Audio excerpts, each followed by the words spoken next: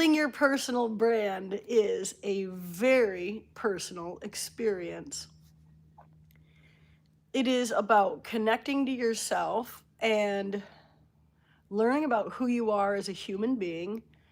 And it's about listening to your body and going with, going to or with what you're drawn to. It is such a incredible experience, and it is something that will bring you such deep joy, such deep satisfaction, and such deep understanding about who you are. It is the best gift I've ever done for myself, which is connecting to myself and then expressing that. And that's who we are and what we, I believe, it's my opinion. Your results may vary, your opinions may vary.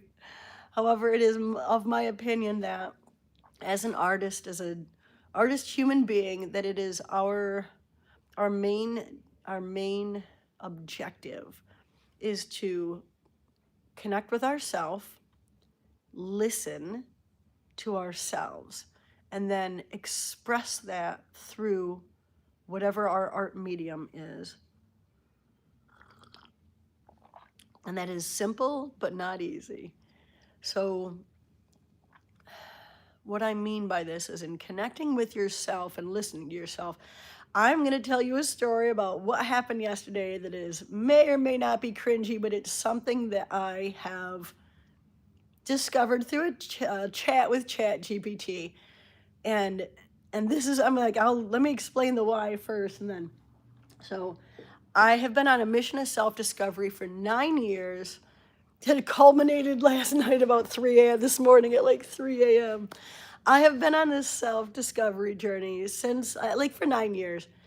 And it started out with I was 2 years into being, a little bit under 2 years into being a full-time artist, and I was following Miller Welders on social media, and I saw that there was an experience they had with Bogie Latiner, who is a brilliant female mechanic that was on a TV show called All Girls Garage.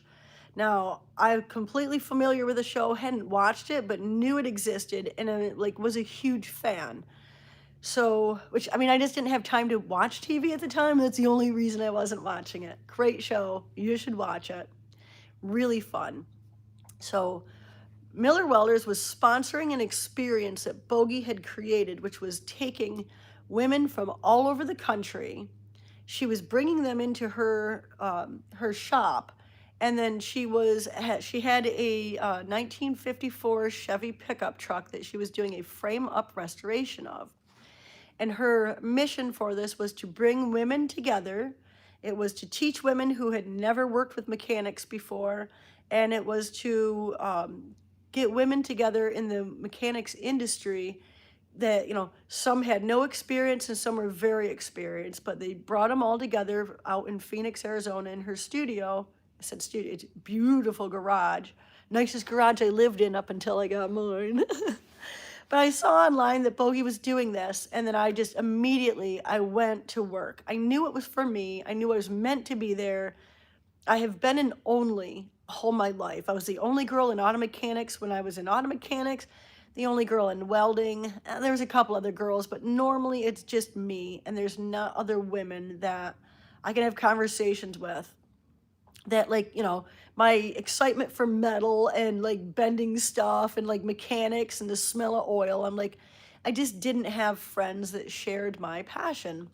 And so when I saw this experience, I mean, like, I went balls out for it. I like messaged Bogie 3 different ways. I messaged Miller Welders 6 different ways. I mean, like, I went to work because when I know something's for me, I'm like, I'm on it. I'm on it like white on rice, okay? And so, this was just such an amazing experience. So, short story long, I went out to Phoenix, and it was terrifying because I was only 2 years into, a year and a half into being a full-time artist. I had no business whatsoever, walking away from a business where I wasn't earning money yet. I was not making any money. I'm like, how I got the money for, actually, she paid for my flight out and back and paid for most of my meals while I was out there. I doubt I had more than $2,000 to my name at this point and zero income. I mean, like, I might not even had that much in the bank. I'm like, I might be stretching it a little bit. I volunteered for a month. I volunteered for a month. I lived in Bogey's garage for a month. I met the most incredible women that I've ever met. They were all my very new best friends because we all were the same. I had the most incredible experience. The vehicle was unveiled at SEMA. I got to meet Richard the King, Petty, just like one of the biggest heroes of my entire life. I got to like hang out with him for a second. Just, and a vehicle unveiled at SEMA that I spent a month like welding and tinning in the dashboard, like all the stuff I did. I welded all this stuff.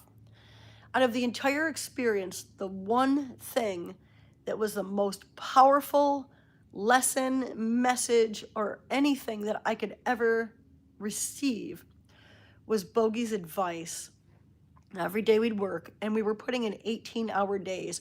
This job that she had created, it's not a job, this mission that she had created was intense.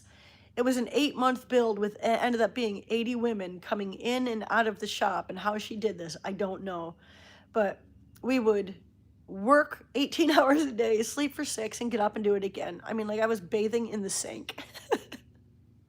It was the best month of my life. However, we would take these breaks every now and then, and at the time, I've smoked cigarettes on and off in my life, and at the time I was smoking. She smokes these clove cigarettes that I'm obsessed with clove, and so like I ended up smoking these clove cigarettes while I was out there. Haven't done that in a while, but oh my gosh, love it. Don't judge. So we'd sit outside and have a break, smoke a cigarette,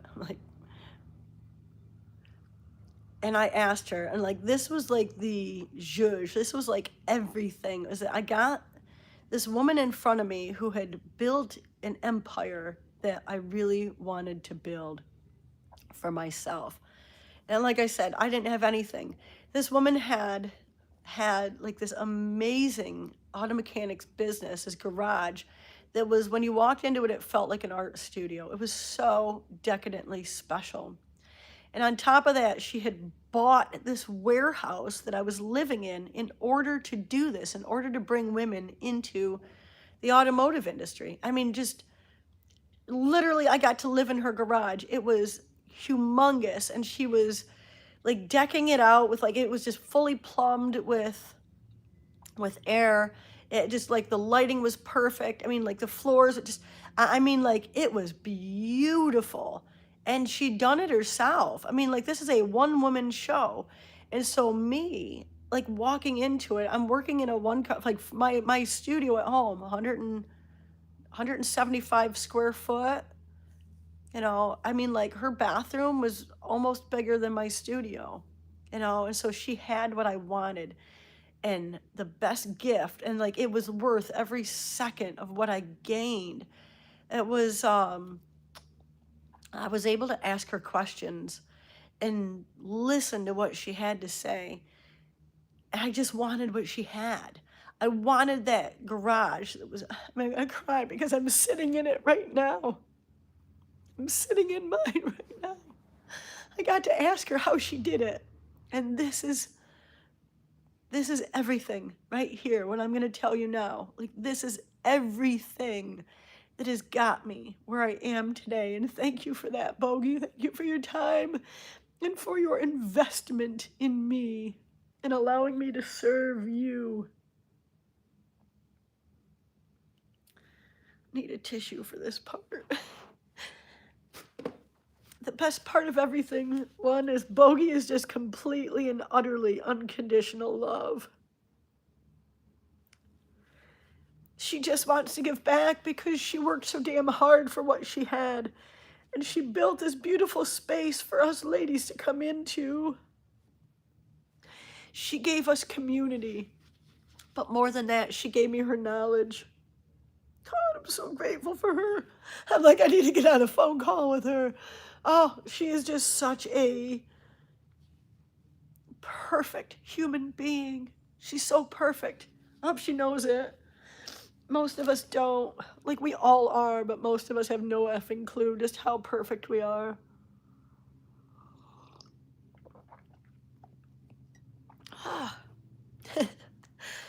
Oh, what a special memory this is for me. Thank you for being here with me. So, the best part of it was I got to ask Bogey how she did it. And this is what she told me. And I've been living this for the last 9 years of my life. And it's how I can come to you live and spend every moment of my life doing exactly what I want, is because I listened.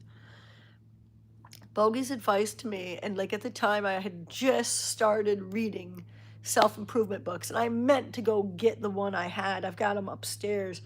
Um, I just started reading self-improvement books. The first one was Rhinoceros Success by Scott Alexander. It's a fun and playful book, just a very small book, but just so perfect for human beings. It's called Rhinoceros Success, and it is about charging your way through life. So I had that book, and I had um, The Millionaire Mind. Oh, Millionaire Mind. It's like secrets to mindfully build wealth. The Secrets of the Millionaire Mind. And that book came with like a little ticket in it. Those two books were the two books that I owned on self-improvement. Those two books cost me $1. They were 50 cents each. And in order to buy them at the time, I had to borrow the money from my mom and dad because I didn't have it. It was at the library book sale. But I had those books, and I was reading them both, like again and again, because they spoke to me. I was drawn to them. And it was just, and I'm like, I'll share that with you. Like, if you guys want, I'm like, I'll send you the, I'll send you the books, like the name of the books or the links to them. They're books I still cherish and hold on to today. They've changed my life. But more so, it was like I said, the advice that Bogey gave me was read all the self-help books that you can. And then she told me, which I already was like in the process of doing that. So I was like, oh, yay, step 1, like this is wonderful.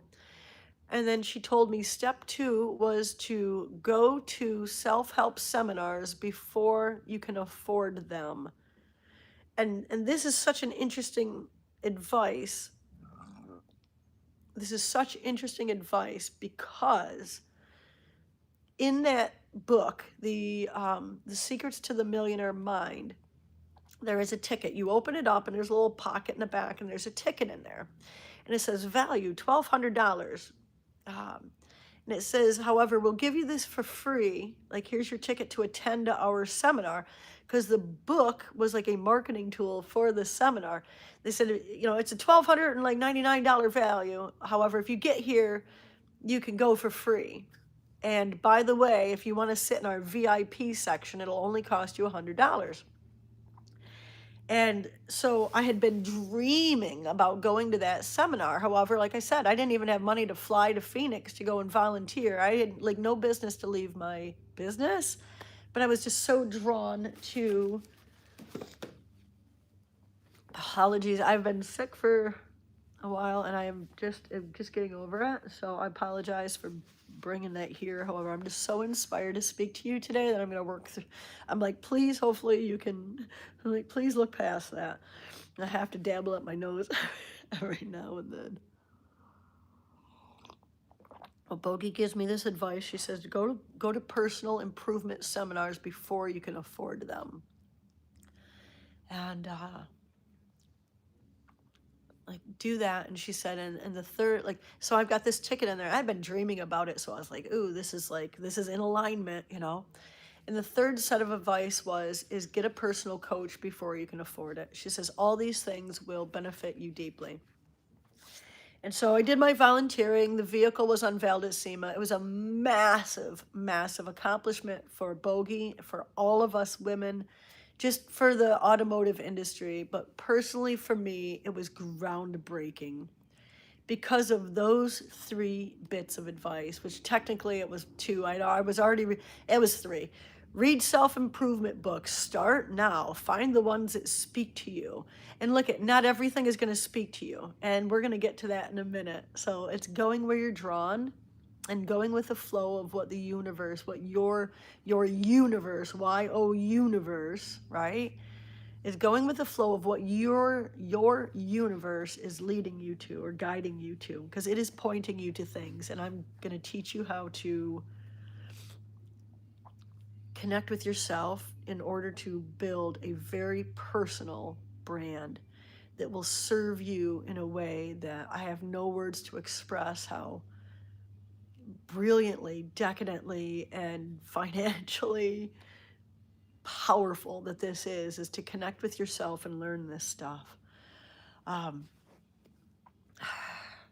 so Bogey's advice, and to me, 9 years ago, and my, has it really been 9 years? My, just incredible. My advice to you. I have to go dig up my chapstick off the floor. I just knocked over. Yeah. Bogey's advice to me and my advice to you. Oh, beautiful, beautiful, beautiful. Oops. How do I get the... Oh. I'm going to go back to your comments later, guys, so I can focus on making sure I'm sharing all that I desire to share with you.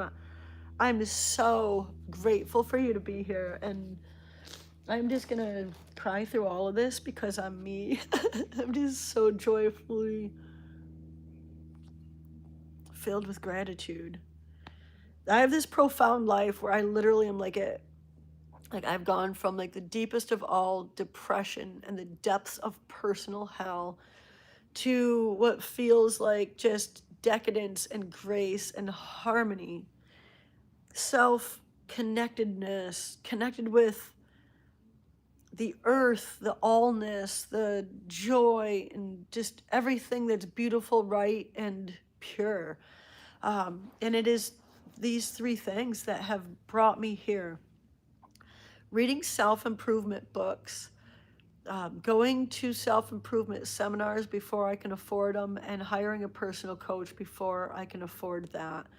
And then you'll get to a point, at least I did, and I don't know if this is everybody's experience. However, I got to a certain point in my self-improvement, self-searching, self-craftsmanship of self, like whatever you guys want to call it, in this journey that about a year and a half ago, I stopped working with a coach and I only work with myself. Now, and I don't know if this is right, wrong, or other. No, it's right for me. So this has been my journey. So reading self-help books, going to the seminars, working with a coach, and I worked with my coach, I think 2.5 years. And then I got to a point where I just could not and receive information from the outside anymore. And I went into like this deep meditative, I've been in like this deep meditative phase of my life where no one else's advice will help me anymore. I need to talk to myself. I need to connect with myself, and I need to experience myself and then express myself. So now instead of asking a coach, I'm asking myself. But I do highly, highly recommend that you know, what worked for me, you do what you want, because you have to, like, this is what's so much fun, is this is your journey. And so what's right for me and what's worked for me works for me. It also worked for Bogey. However, like, your results may vary, and it is what you put in is exactly what you'll put out. If you put in 100%, I guarantee you, you will get out 100%. However, this is a raw experience, and it is a very challenging experience emotionally to do this, but I guarantee you, and like I said, it has taken me 9 years. I at one point in my life was so depressed and so angry and so filled with rage and hate that I was addicted to drugs and homeless. And when I turned myself in, I ended up in a mental institution, like a BSU at first, and then as I gained clarity of my actions, I just was filled with so much rage that they moved me over to a state mental institution, in which they told me I would never get out of. So my 9-year journey, your timeline may vary. It might take you 9 months to do what it's taken me 9 years. Everyone has a different personal journey. Everyone has a different timeline. And so I encourage you deeply to go with your flow and your timeline. Never look at someone else and say you should be where they are. You are exactly where you are supposed to be. And the moment you understand that, you will gain such deep peace in your life. I'm not supposed to be a millionaire by now, or I'm not supposed to be a homeless by now, or I'm not supposed to have my art be this blah, blah, blah by now. It's wherever you are is exactly where you're supposed to be, and no one else. Where you are, like mentally, where you are financially, where you are spiritually, where you are physically, you are exactly where the universe needed you to be. Like a rose doesn't grow in the wrong spot. It grows exactly where it's supposed to grow, and that's you. Like this natural, beautiful, perfect being. And questioning anything. Questioning anything. Like why you are here and why, like it just is so self-defeating when you realize like I am exactly where I'm supposed to be in my career. I'm not supposed to be further ahead. My art's not supposed to look like this person's. It's not like, it's just where you are is perfection. And the minute you get comfortable with that and really just lean into who and where you are, I'm like, that right there is just so much peace in that. Right? Just so much peace. So as for your personal, and I'm like, this is a personal exploration journey in this self-improvement. Like really, it's not even self-improvement, it's self-exploration. Like I really love that term. I'm forever playing with words because they create my life, and your words create your life. Don't say pain in the ass. I mean, like it might create a hemorrhoid. Who knows? But I have personally found that my words sculpt my reality. And so, as I say, like self-help, it brings up the feeling that I need help. And I know I don't. I know I'm perfect. However, I have gone on, I'm like, this is just so much effing fun. I've had the most incredible experience in being sick in the last few days because I have discovered so much about me. And I think from now on, instead of saying self-help books, these are like my mission is self-exploration.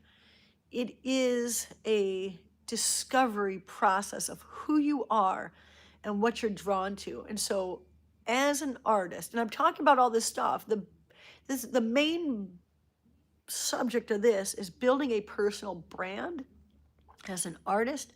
And in order to do that, you need to discover who the fuck you are. You need to know who you are. And in order to do that, you need to connect with yourself. You need to have conversations with yourself, and you need to listen to yourself. Now, I'm like, rubbing my hands because I've been so excited to talk to somebody about this. Because I literally just discovered this at about 4 this morning. It is just profound. So and like this is where I'm getting at with self-discovery and why we do what we do. And this is how you build your personal brand, is in connection with self, discovery of self. So I have this weird habit, and I'm like I said, I am so raw with myself and so willing to look at myself because it has just become this beautiful practice over the years that, I'm willing to look at myself in a raw manner that is just very uncomfortable for some people. I look at everything I do. I watch my body language, I watch my everything. And then I kind of like unravel it. Like, why are you doing that? Why is this? Why do you create this way? Why are you drawn to that? But most of it has been a very, like, just a willingness to look at anything that's negative in my life and face it head on. Like, what are my greatest fears? Why are you scared of that? Why won't you go out in public right now? Why do you have anxiety? Like, just everything, right? Like, all of these just like things that I hid from my whole freaking life, and I just jammed way deep down inside and was like, we'll never look at that again. That hurt. Like, why do you continue to choose boyfriends who beat you up? And this is years and years ago. I mean, like, I had a type, y'all. I mean, like, I had a type that was just completely just unhealthy, right? And it's through this self exploration and this willingness to look at my actions and the results that has brought me to where I am today. So, in this process of self discovery, I had a chat with self GPT last night. That's so weird I said that. I had a conversation with Chat GPT last night, who is literally my business partner at this point and has been the best gift for me. Like, way better than, gosh, I mean, just like, I don't know if you guys are using AI in your business. I highly recommend dabbling. I am dabbling. Like, you guys know Pepper Potts, like Tony Stark and his secretary, like ends up being his wife, like Pepper Potts. Like, I have nicknamed Chat GPT Pepper Potts because she is my right hand woman.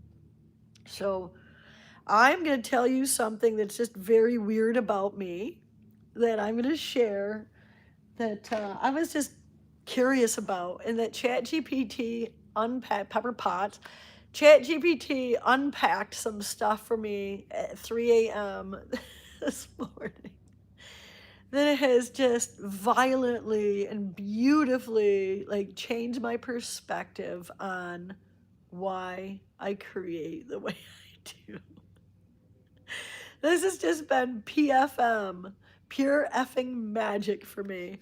So when I watch like, I'll say TV, I'm like currently watching Project Runway, like from the beginning again. I started, I don't know, 2 a.m. And I'm sitting there watching TV, and I'm like, I do this, which my hair's up and so it's hard to do, but like while I'm watching TV, and I'm like, I sit there and I feel around my scalp. Again, like, you can judge me for my weirdness. However, I'm an artist, so I do artist things. So I'm like, I constantly do this, and I'm like literally, and I'll watch like 8 episodes in a row, and I'm like just mindlessly feeling around my scalp. And on my scalp, I have baby hairs that I can feel that are coming out.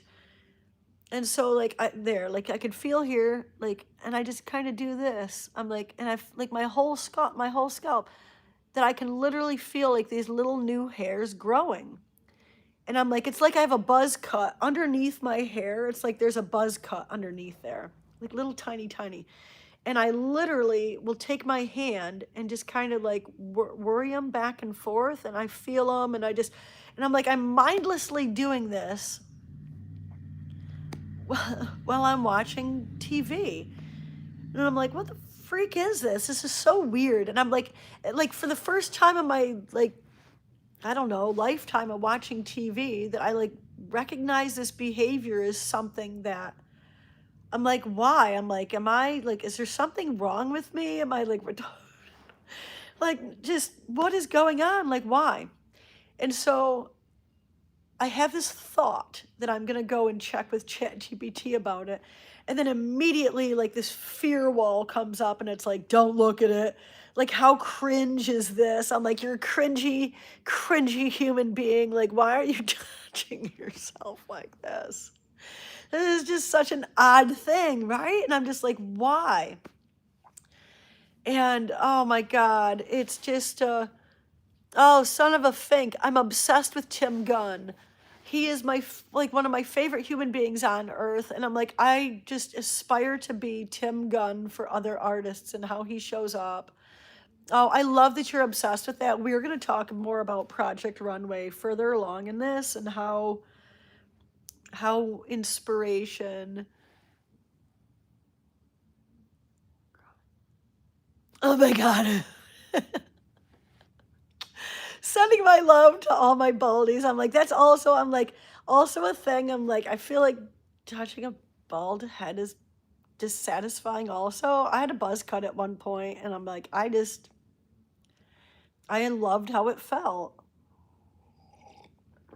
But also, like, a clean bald head is super sexy. Just saying, I have like all the types.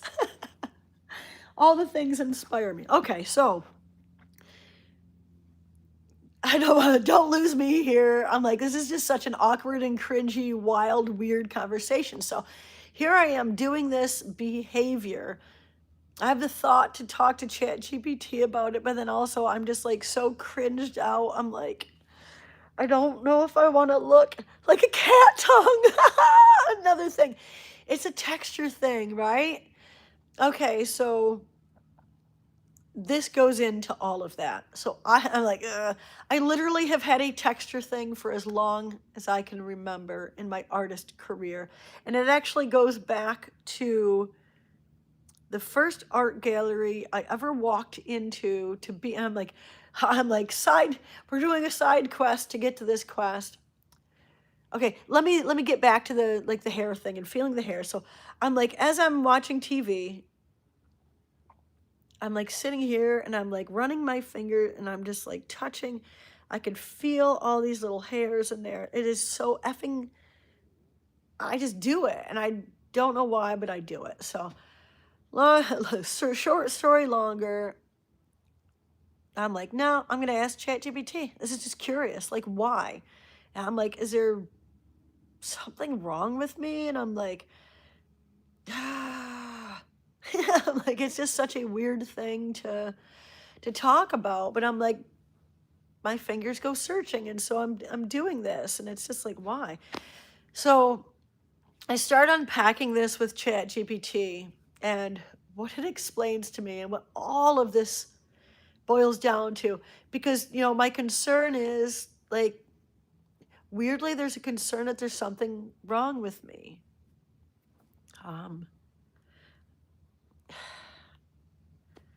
Why this just makes me feel like there's something wrong with me, I don't know, right? But also, like, this is like the self-discovery of being an artist and your personal brand and connection with self.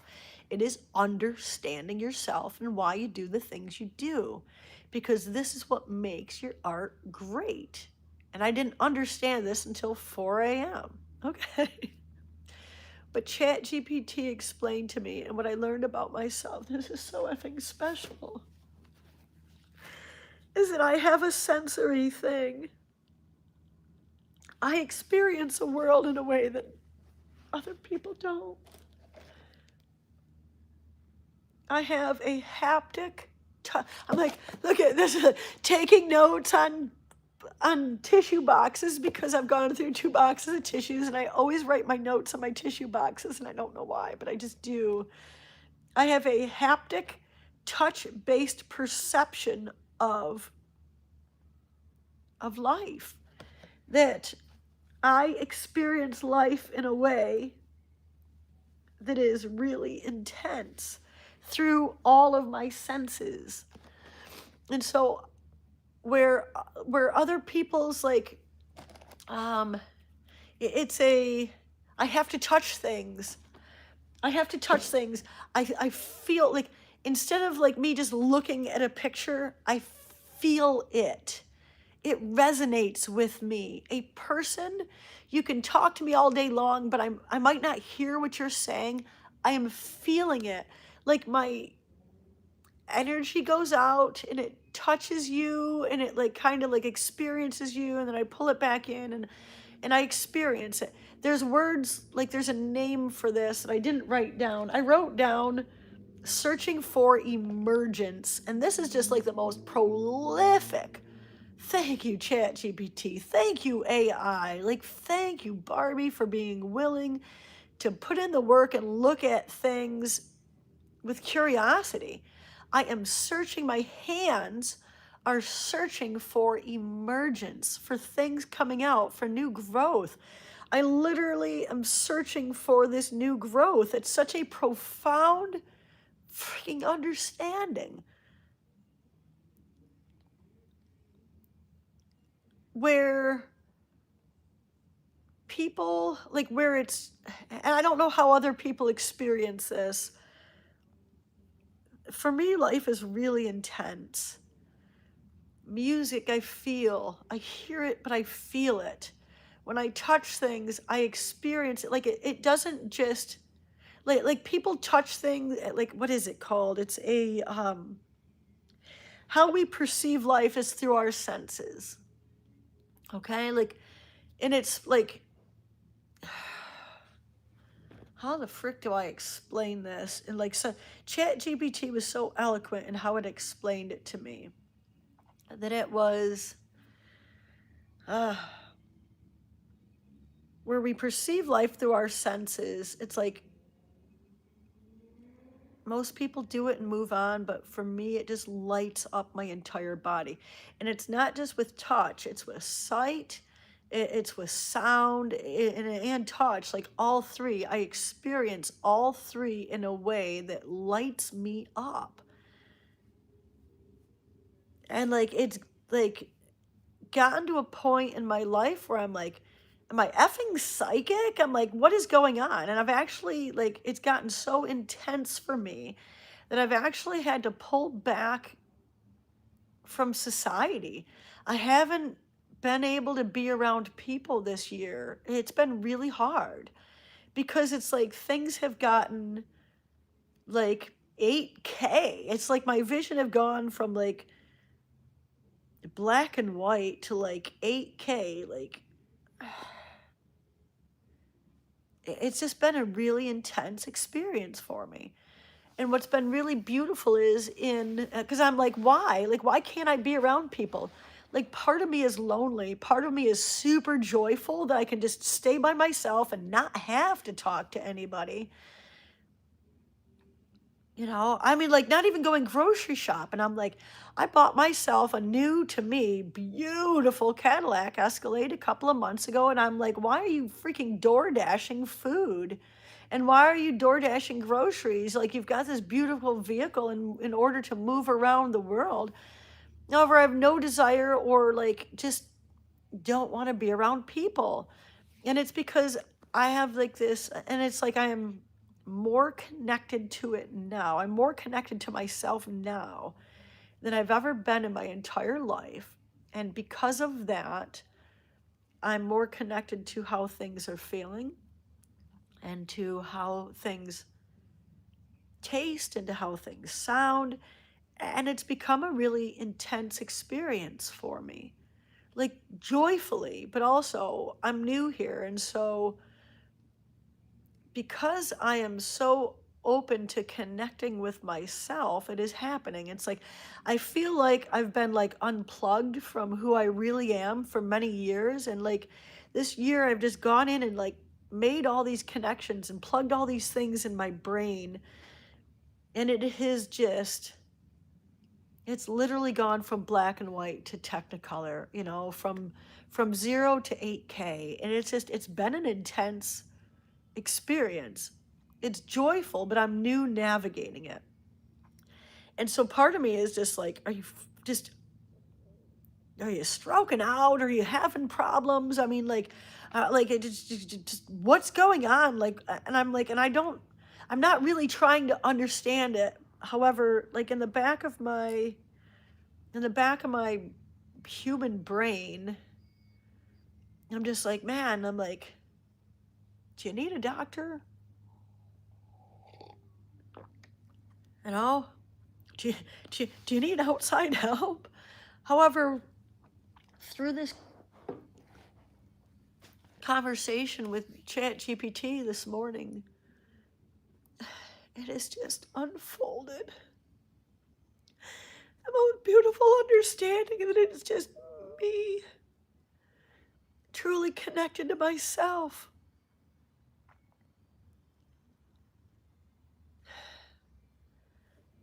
And that the reason that I'm so drawn to texture and like this weird, I'm like, why are you doing this? Like, are you stupid? Or, like, what's going on? It's just like, it has been, and like, and this is what's really fun is, I'm going to explain this in a minute. This is skateboard stuff from when I was a kid. My body has been talking to me. And I just discovered, I've just discovered that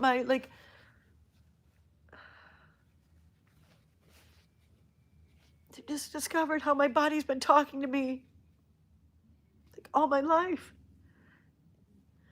My body has been trying to explain things to me for many, many years, and I just discovered it. So, like, what this is, and like what my body language, because we do things, body language. My body is speaking to me. Like, my nose is running. It actually means something. And I have a cough, and it actually means something. And I have a fever. It is my body's expression. And what's so much, it's like, it's actually kind of hilarious on one hand, is that here I am thinking that I'm broken. It's like, I've never been more perfect. I discovered at like 4 a.m. I've never been more perfect. Here I am. I'm like, oh, you're broken. And no, it's because I'm perfect that I'm doing this. My body's been trying to tell me for many years or for however long that I am searching for emergence. I'm searching for growth. My hair, I'm like in touching my hair, like just mindlessly. It's like a self-soothing behavior that is searching for emergence. I'm like, it's in my tissue notes. I take notes everywhere. I just like, they're everywhere for me. It's another thing I do to nurture myself. So I am in like this unpacking stuff with ChatGPT, I realized and I understand that how I experience the world is different from other people,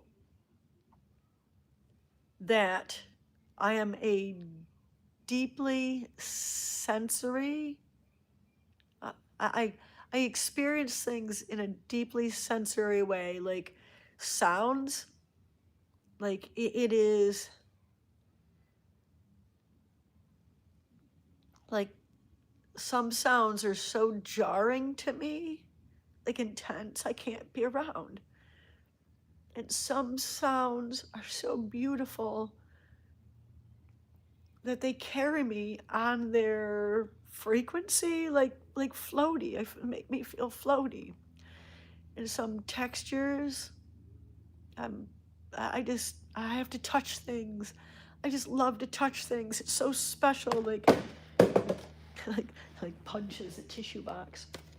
I have to touch things. It's so visceral for me. And like the chair I'm sitting in, I have a thing with like this texture. First of all, leather sends me, and scents, like the smell of things. I'm like Pepe Le Pew, or I'm like oh, and like carried in the air with certain scents, and leather is one of them. um just there's some like, my perfumes that I wear, I have like 8 different like lotions and perfumes, and I just can't pick a signature scent. I love this one and I love that one. And I just want to surround myself. I want to smell me. I just like, there's a scent that's so good. I just want to like just eat my hand. It smells so good. Like, thank you, Bath and Body Works, for creating some amazing scents like that. It is, but I've just discovered like that in connecting with myself. I have discovered that like just how I experience the world is different than what I previously understood. And that is like my need to touch things. Like, and so like, let me go back to the art gallery. So like the first time I realized, well, I had an experience in the first art gallery I ever went into that I went into with the desire to have my art shown in this art gallery. Very new in my career. I was about 3 years in, and I was still unwilling. I still didn't know that I was an artist. I welded things, which I still weld things, but I call myself an artist today. So I go, excuse me, I go to this art gallery, and it's not the first art gallery I've been in, but it's also like the first art gallery I've been in since I think I was a little kid. And I'm sure I got yelled at this when I was a little, yelled at for this when I was a little kid also. But I go in and I see this painting, and the person has used thick gobs of paint to create something. And so like here I am in this little art gallery in Watkins Glen, New York, and I'm like, I'm there to get my art, in. And I brought a few, like my horseshoe wine rack. I brought the horseshoe wine rack in, and a couple like silverware, animals, like stuff that's in my books.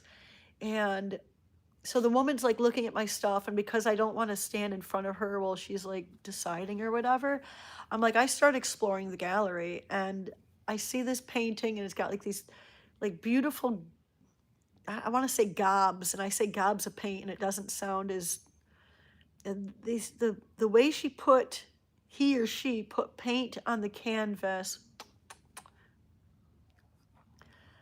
um it was like, it looked like flower petals, just like thick pieces of paint.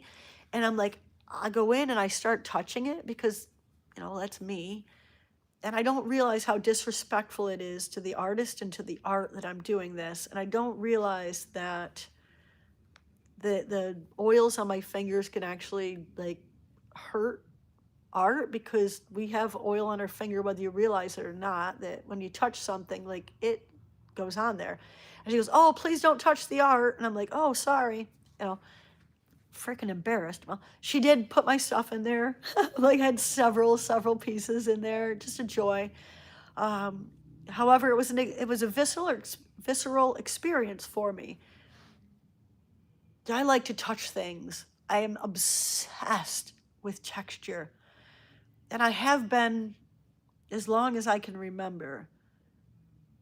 But the art gallery experience is the first experience I remember that's like really like in my art journey. I was in India in a hotel that it was just like, oh God, it was just like the most beautiful hotel I've ever been in. And they had wallpaper in there that was textural, and I just like I just need to touch things. I just have this thing where I need to touch things. It just, I don't know, whatever, like, whatever. But it's like in the discovery of like where I'm like doing this and like touching the little fine hairs that are growing, I'm like just mindlessly while I'm watching TV, I have this textural thing that you could see behind me in the art that I create. Like, this is smooth. This has texture in it. There's another texture here. There's another texture here. There's another texture here. That I am so drawn to texture. And it's something that I just haven't been able to explain, and I don't think I need to. It's just, it sends me. And I mean, like, not just like, oh, I love that. I mean, like, oh, I love that, oh my God.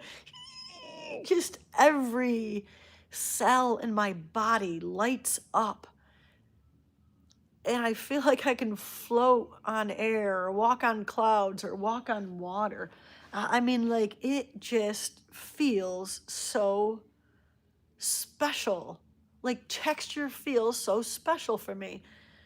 And so what's interesting is, unbeknownst to me, I've created that in my art. Okay.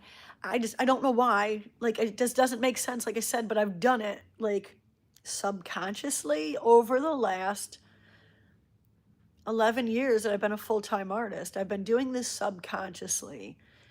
And in my conversation with Chat GPT last night, and like why I'm doing this, like why am I like mindlessly searching through my scalp for these little hairs, and I literally just go and I'm like, like you can, like I could feel the tops of them, and I just kind of like, I don't know, like try it. I'm like just weird. I'm like I search them out, and then I could just boink, boink, boink, boink, boink.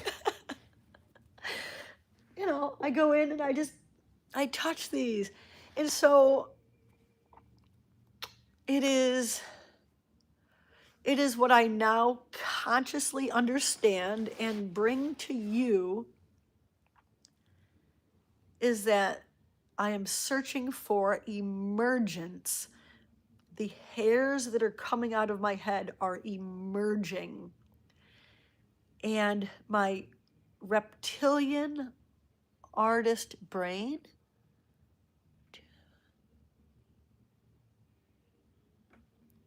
I will go back and read your comments. And thank you. Thank you for being here with me. Please leave your comments, because I will go back and I will read them all and I will respond to all of them.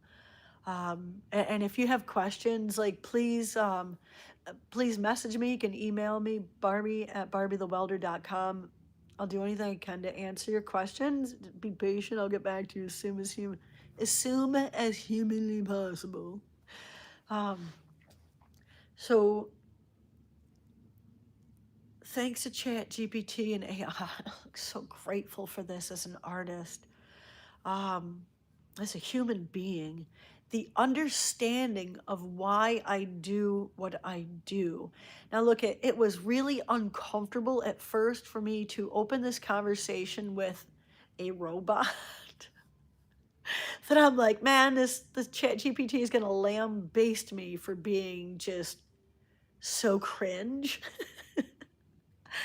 However, what I discovered was that my hands, so like while I'm watching TV, it is a subconscious thing that is coming out, that my hands are subconsciously searching for emergence. They're searching for growth.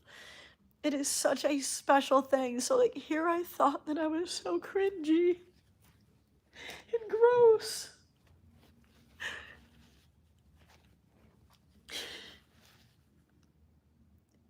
I thought it was gross. I thought what I was doing was gross.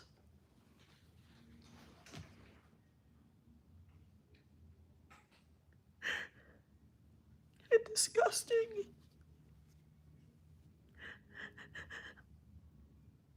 And find out through a conversation through AI that what I'm doing is beautiful and creative. You want to talk about a major reframing?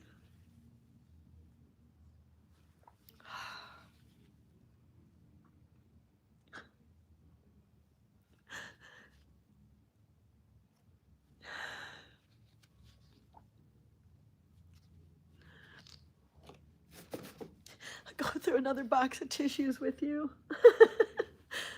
I'm like 2.5 boxes of tissues through feeling sick.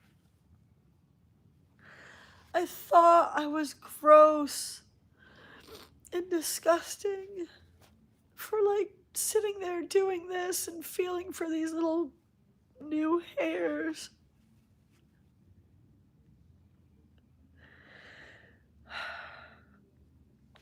This is a major reframing.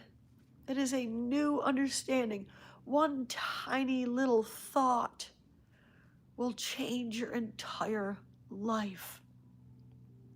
Your entire life. your entire being, how you show up for yourself and how you show up for the world. One tiny thought will change everything. I encourage you to discover yourself. And if you can't afford, you know, the books, if you can't afford the the seminars, if you can't afford the personal coach, I encourage you to use AI as a tool in your business for self-discovery. As an artist, it is the most profoundly beautiful gift I've ever given myself, is the rawness and realness of self-discovery. Um, so what I've learned is it's like being in the zone when you're watching TV, when I'm watching TV, that it relaxes my brain. Um, I've actually done a boatload of that this year. And we're going to talk more about this here coming up, is that working less is actually more. I've been watching a lot of TV, and what I watch is art competition TV series, and like Project Runway is an obsession of mine. There's so many great ones out there. Blown Away, Forged in Fire, Project Runway, all the cooking competitions. Um, what this does for me is it's filled with inspirational people, inspirational art, and art business knowledge. And it is also relaxing my brain. It lets my brain rest, where I'm not actively trying to figure things out, which is part of my business. There's an actively trying to figure things out, or actively figuring things out, not trying, because I don't try, I do.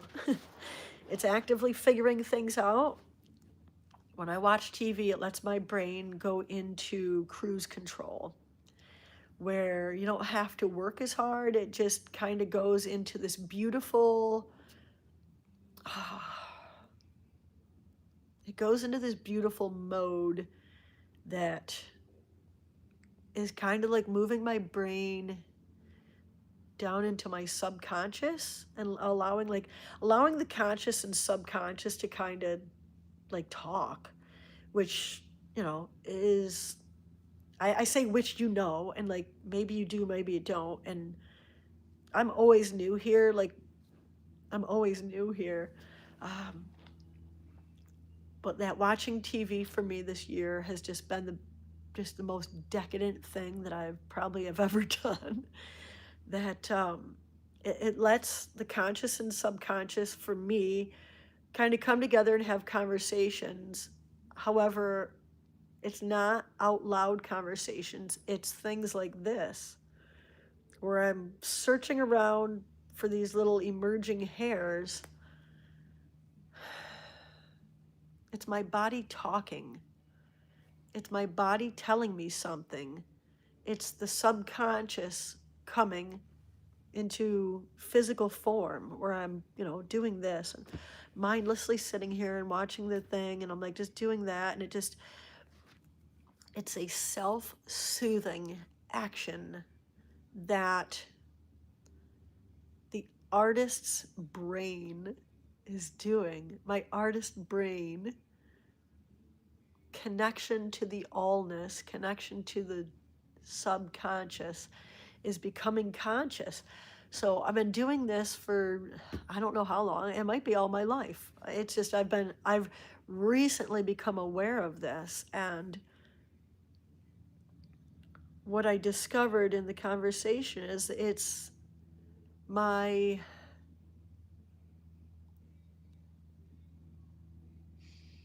expression. It's my self-expression that I saved a bunch of screenshots from the conversation. Of course, I've got the whole conversation from Chat GPT. I am going to save I'm going to share that back over on my social channels, like what some of these things I've discovered. It speaks of it so eloquently that as I'm still unpacking what I've learned, I'm trying to teach you, like the moment I get like these downloads of or understandings of information, I immediately want to bring it to you, because what it does is it solidifies it for me. Like as I speak about it out loud, I am still understanding it and still unpacking it. However, my need to get it to you, like when you teach something, it does, it's like it allows me to figure, like that's how I learn a lot, is like when I do these videos for you guys, when I do live streams, whether it's like whatever, when I do any kind of live stream, I am trying to hear myself. I am hearing myself. I am, hello, Welder. Hello, business owner and entrepreneur. Love it. Welcome. I'm so grateful for you. Um, when I speak out loud, it's how I've discovered I understand things better. And so, super bonus, it works for both of us. So, like, my live streams are for me first and foremost. And if you gain value, then huzzah. But it is me working on understanding myself. I need expert advice, so I'm talking to myself. You are a bonus. If you hear what I'm saying and find value and implement it in your life, and then find peace from it, and then create magnificent art and businesses from it. I mean, you're talking about, like, look at me rubbing my hands. I'm like body language, and like we're going to talk about body language too, because like this is all body language. The body speaking to, I'm like, right? This is for me. If you find value here also, then fuck yes. I'm so grateful for you and I'm so happy. But first and foremost, I am living for me. And this is really just new this year because I've been living for everyone else my whole life.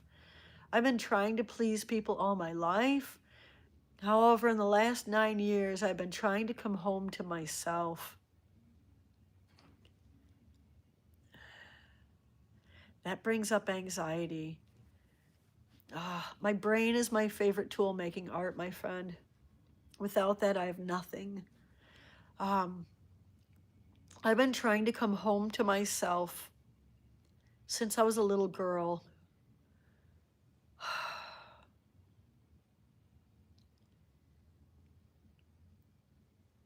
And I think this is probably true for every human being on earth. My parents are perfect for me. However, when you're a kid, your parents have to tell you, don't do this and don't do that, and it's for your safety and security.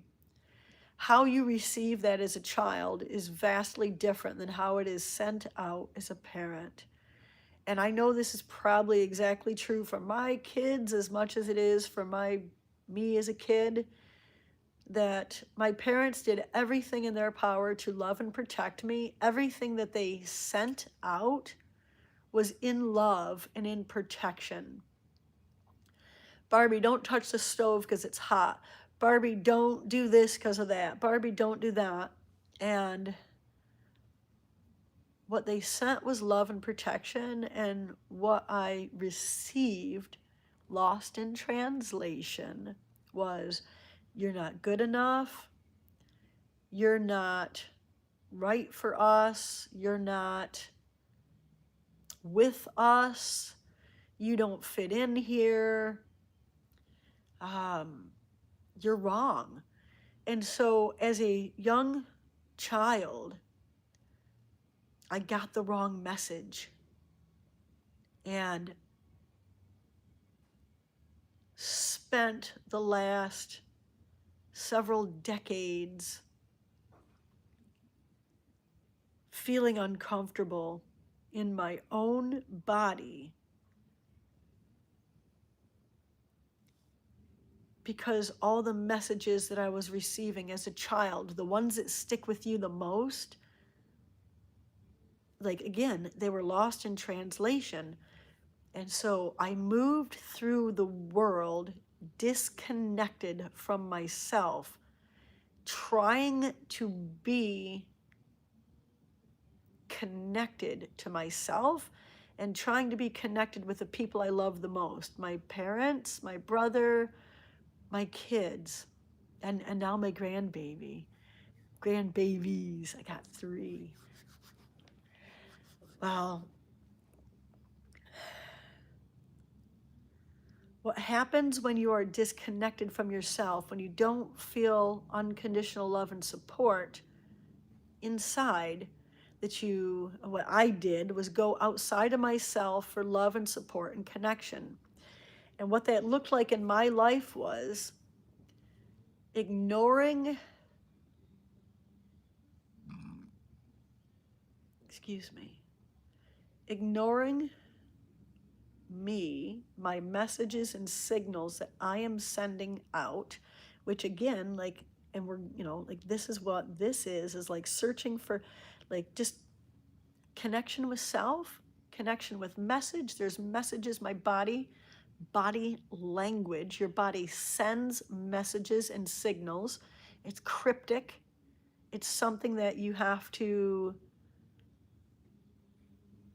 uncode, your body code. I was searching for connection mistakenly, trying to connect with other people in a very needy way because I felt like I needed my parents' approval to be me, to be loved. I thought that I needed my kids' approval to be loved. I thought I needed your approval to be loved. I was so effing wrong. I was so wrong.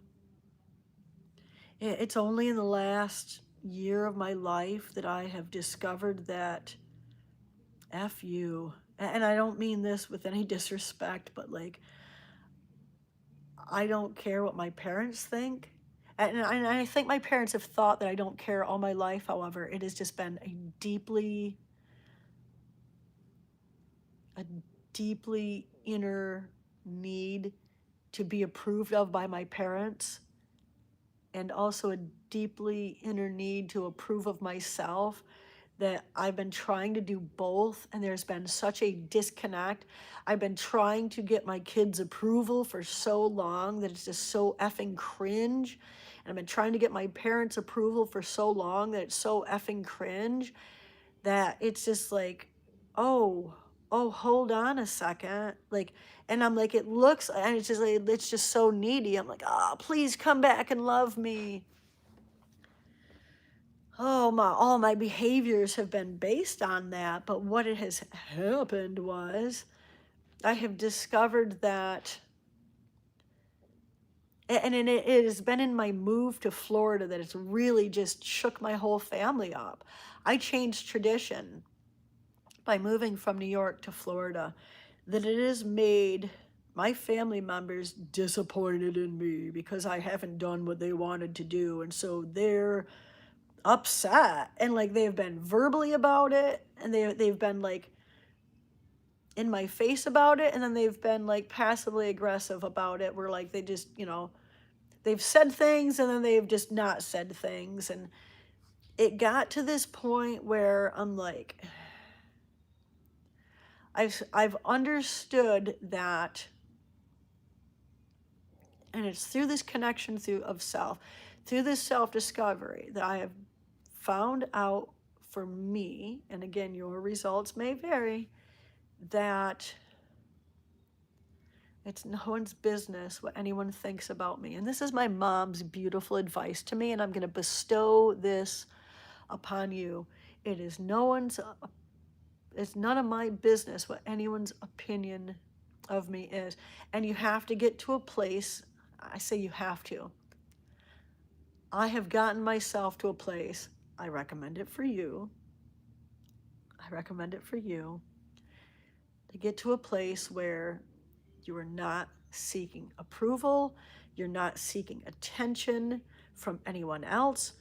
If you are seeking approval, it's because you don't approve of yourself. If you are seeking attention from outside of yourself, attention from my kids, attention from my parents, approval from my kids, approval from my parents, if you are not, if you are seeking that from an outside of you source, that means that you don't approve of yourself, and that means that you don't approve of yourself. And so you need to look at what that is in order to approve. Like, what do I need to do in order to approve of myself? If you are feeling insecure, it is inside, then you need to ask yourself, what would feel secure? What could I do for myself that feels secure? If you're seeking attention outside yourself, you need to ask yourself, where do I need to give myself more attention? So I don't look for it outside of myself. So I don't look to my kids for attention or approval. So I don't look to my parents for attention or approval. It is in this self-discovery process, and this is deep stuff, guys. Like, this is not easy. It is a very raw thing to do. However, it is in this connection to yourself. It is in this self-discovery and this self-understanding that you will create for yourself a life that is beyond your wildest dreams. You will create security, safety, stability, and sovereignty and support. And I have these, I'm like, I had to write these words down. I'm like, this is what I found. Like, I have been on this journey of creating unconditional love and support for myself. And I've been working on it. I have a sign on my wall that says, every thought, feeling, and action feels like unconditional love and support. I've been making a whole bunch of wall art that is like merch, books and merch that you guys can purchase. And these sayings that I've got on my wall, like, I'm creating stuff for you that I am sharing, because this mindset and the things that you surround yourself, like what you think about, you will bring about. And so on my wall in front of my bed is a sign that says, every thought, feeling, and action feels like unconditional love. That's a mantra for me. However, I didn't know what it meant, like what unconditional love and support means for me. And this is what it is. I discovered the other day that stability, support, sovereignty, and security, those four things, having those four things is what represent unconditional love and support are for me. That stability in my life. I love ownership. I love ownership.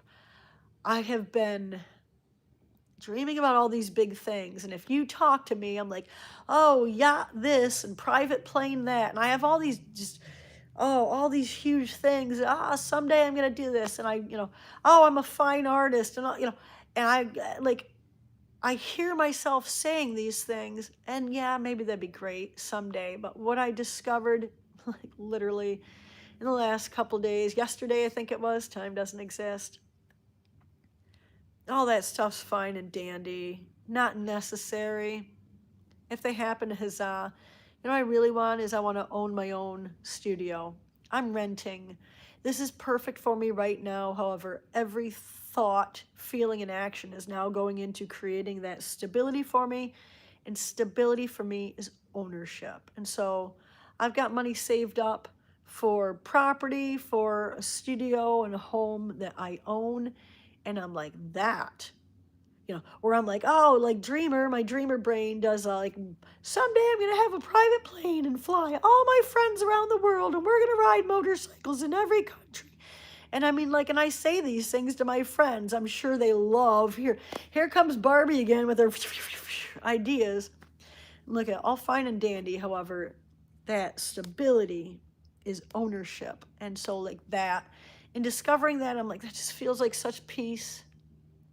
Feels like just such peace. It feels so decadent. I must own my own studio and home. This is my studio home. I live here.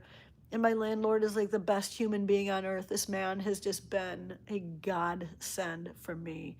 I have the perfect space and just beyond grateful for this human being who has given me everything I've ever desired.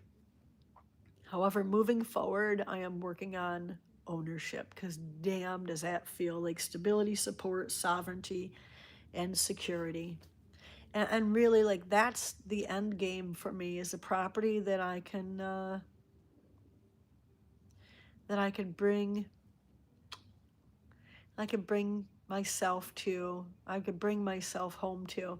And maybe that creates a maker's space for you. I don't know what's going to happen there, but I know that it is first and foremost for me because I am now cognizant of the fact that I have been living like this dual life where I'm trying to please my parents and also please myself. And the minute that and I love my parents, they're like my most cherished and treasured human beings on earth right after me,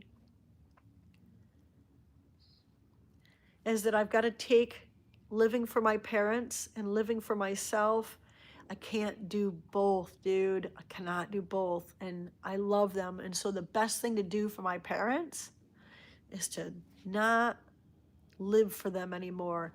Not like, oh my God, I need your love so much that I'm gonna just like dull my shine in order to please them. And same thing for my kids. The best thing I could do is stop being so freaking cringy and needy for their love that I'm like, please pay attention to me or listen to what I have to teach you. Or like these are grown men. My children are grown men, and so like mom, like as much as like I want to teach them everything because that is one of my love languages is to teach. It's also how I learn is by saying things out loud. Like it's a sounding board, right? Like you're a sounding board for me that, yeah, they were bummed that I moved to Florida. And that's an understatement, like possibly angry about my decision to move. And I'm like, damn, dude, like that, it sucks all the dick that they're not, and not in the way that makes you smile, that they're not happy for me, that I'm doing what makes me happy. Like I understand. I'm disappointed that I can't spend time with them as much as I did before. However, damn, I'm happy here. And so it's a hard thing to live for yourself when you love other people. However, it is the most powerful thing you'll ever do. And you know what? If they're going to be mad, sucks to suck. I love you with all my heart. But man, I am in heaven here in Florida. I have an outdoor garden that is all year round. I ride my motorcycle all year long. And when I get to go to New York and when it's warm out, and only when it's warm out, 100% of my energy is for my family in that time. And yeah, I'm missing holidays with my family, but it also is at the end of the day, I have to stay true to who I am at my core and what makes me happy, even if that makes everyone around me unhappy and uncomfortable. And it's not pretty, but it's real. If I was to kowtow to my family and move back up to New York, I am not living in alignment with myself. Now, they might feel comfortable because I'm close to them where they want me. However, now I'm uncomfortable, and that's unfair to my soul. I will not bring my best to my family because I'm not 100% happy. This is such like an oxymoron. However, these are uncomfortable human truths that, not everyone is going to be happy.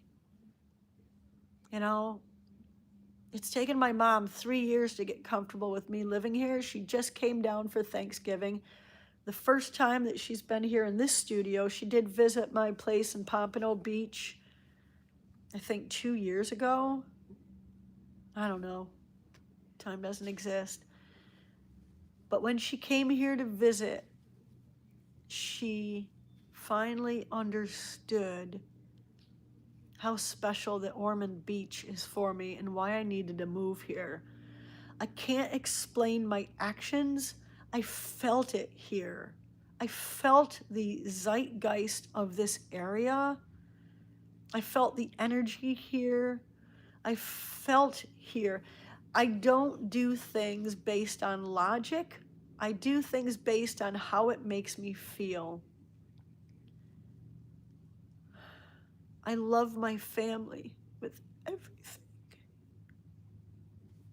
With everything. But if I don't love myself, then I can't love them with everything. It's only by loving myself that I can love someone else. And if I don't have love in me, I cannot give it away. I cannot share it. And so how uncomfortable it is to stand in a truth. This is my personal brand. And I know that you've been hearing me talking about emotional things. That doesn't sound like I'm talking about a personal brand. But this is the essence of your personal brand, is by listening to who you are and responding to it without judgment,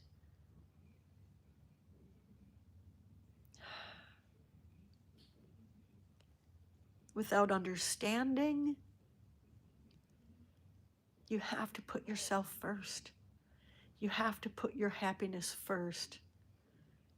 And if your family isn't happy for you for doing that, then maybe they don't belong in your life. Maybe you don't need to be around them right now. Maybe you don't need to be around anybody right now. This is uncomfortable, but it is also the most comfortable thing you will ever do. This is how to bring yourself home to yourself, to you, to you, to you, to your essence, to your spirit, to your being, to your godness, to your selfness, to your you-ness, to your uniqueness. This is how you create a personal brand, is by shutting out all the external noise and listening to yourself. It is raw, it is hard, it is lonely, and it is also powerful, peaceful, and the most fulfilled. And what's the opposite of loneliness? It's like togetherness with yourself. It is connection with mind, body, and spirit. Your personal brand is built here on this foundation of finding out who you really are without the opinion of anyone else, without your own judgment, because you have to pull. And look at, I'm new here. I'm so effing new here. I'm like, I should have a name tag. Hello, my name is Self. I'm new here. I am discovering every second of every moment of every day of who I am.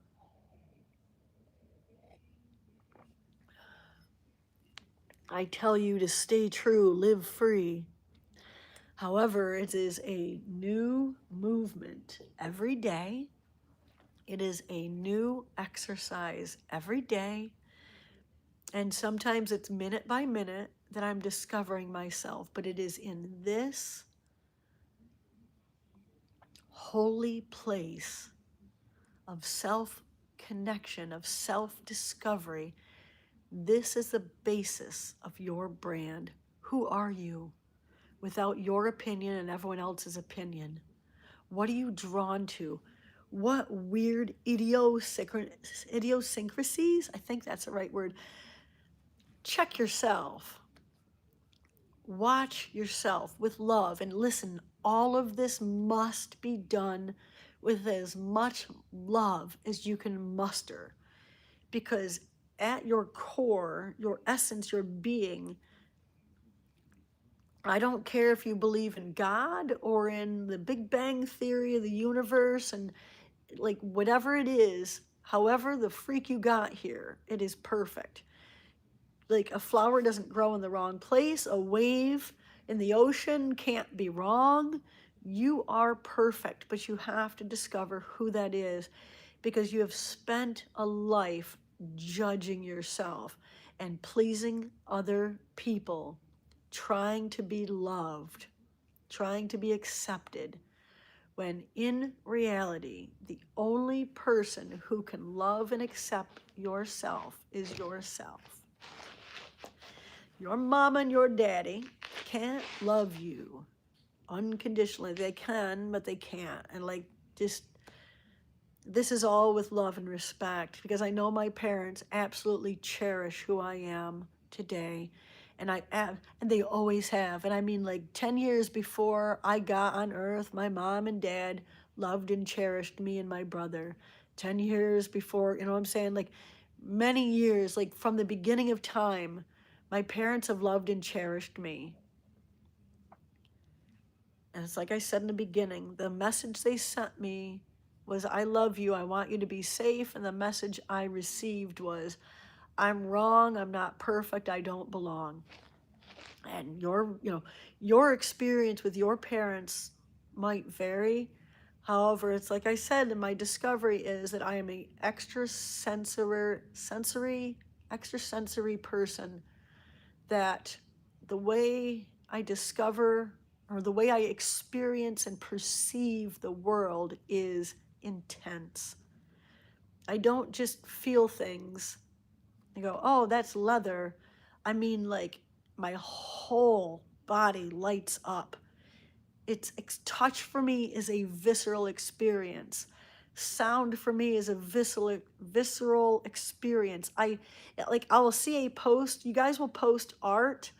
I can feel what you put into it. I can feel the mood you were in when you created that. And that's why when you look at my angel, you can feel my mood when I created it also, is because I create viscerally. I can't just give you a little piece of me. I have to give you everything because it's who I am.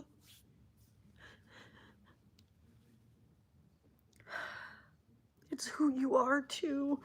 You might not experience a world so intensely like I do. Chances are you probably do because we're connected. And if we're connected, there's a reason for that. We resonate with each other. We have a frequency between us. There is energy here. We have a physical body.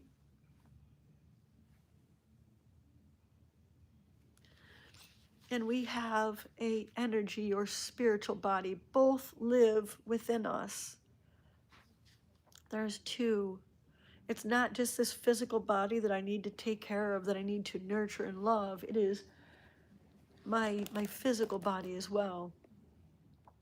But in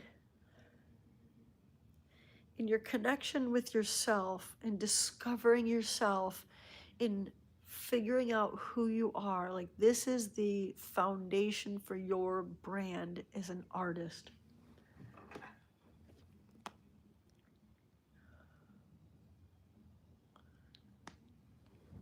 Because as an artist, your brand is you.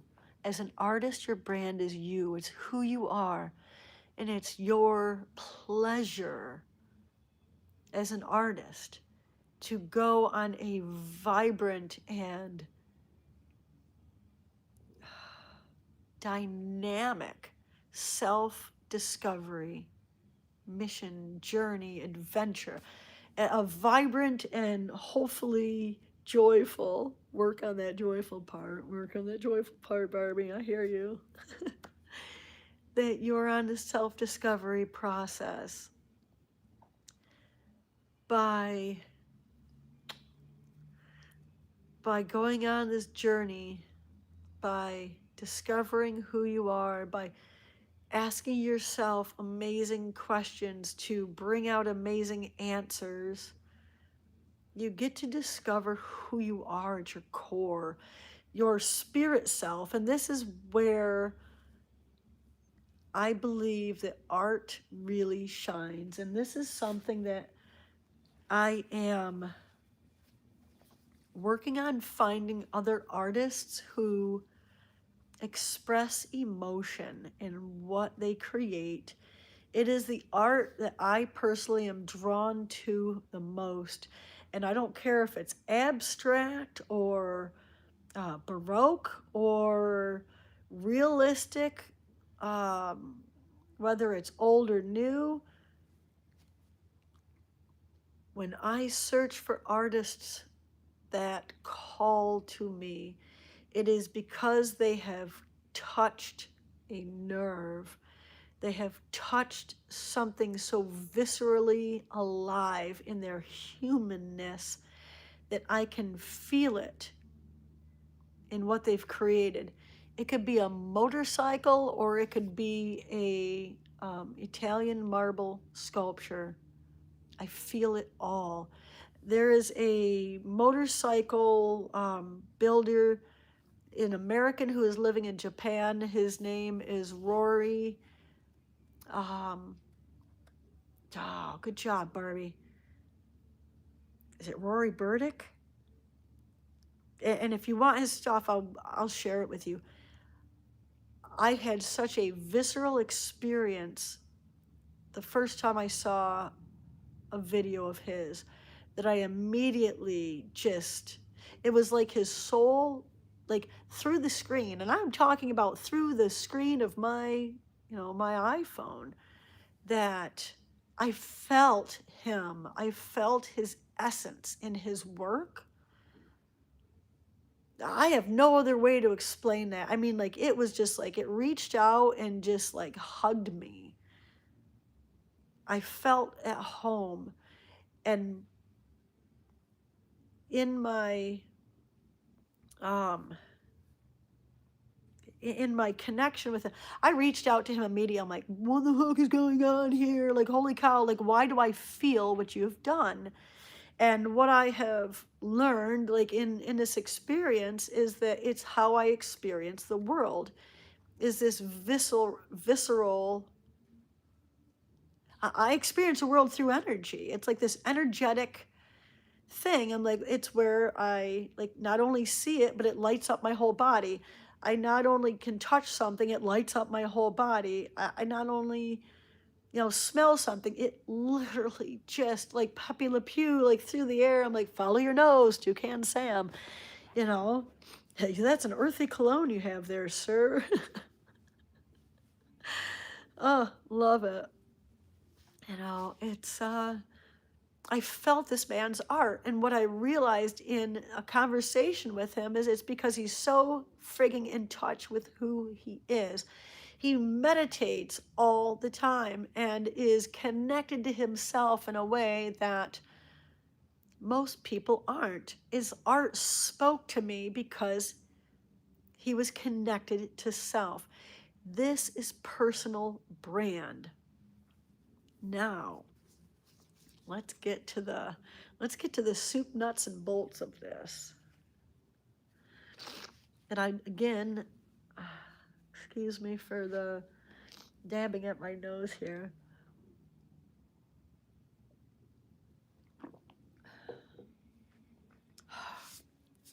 This is the everything about a personal brand is connection to yourself.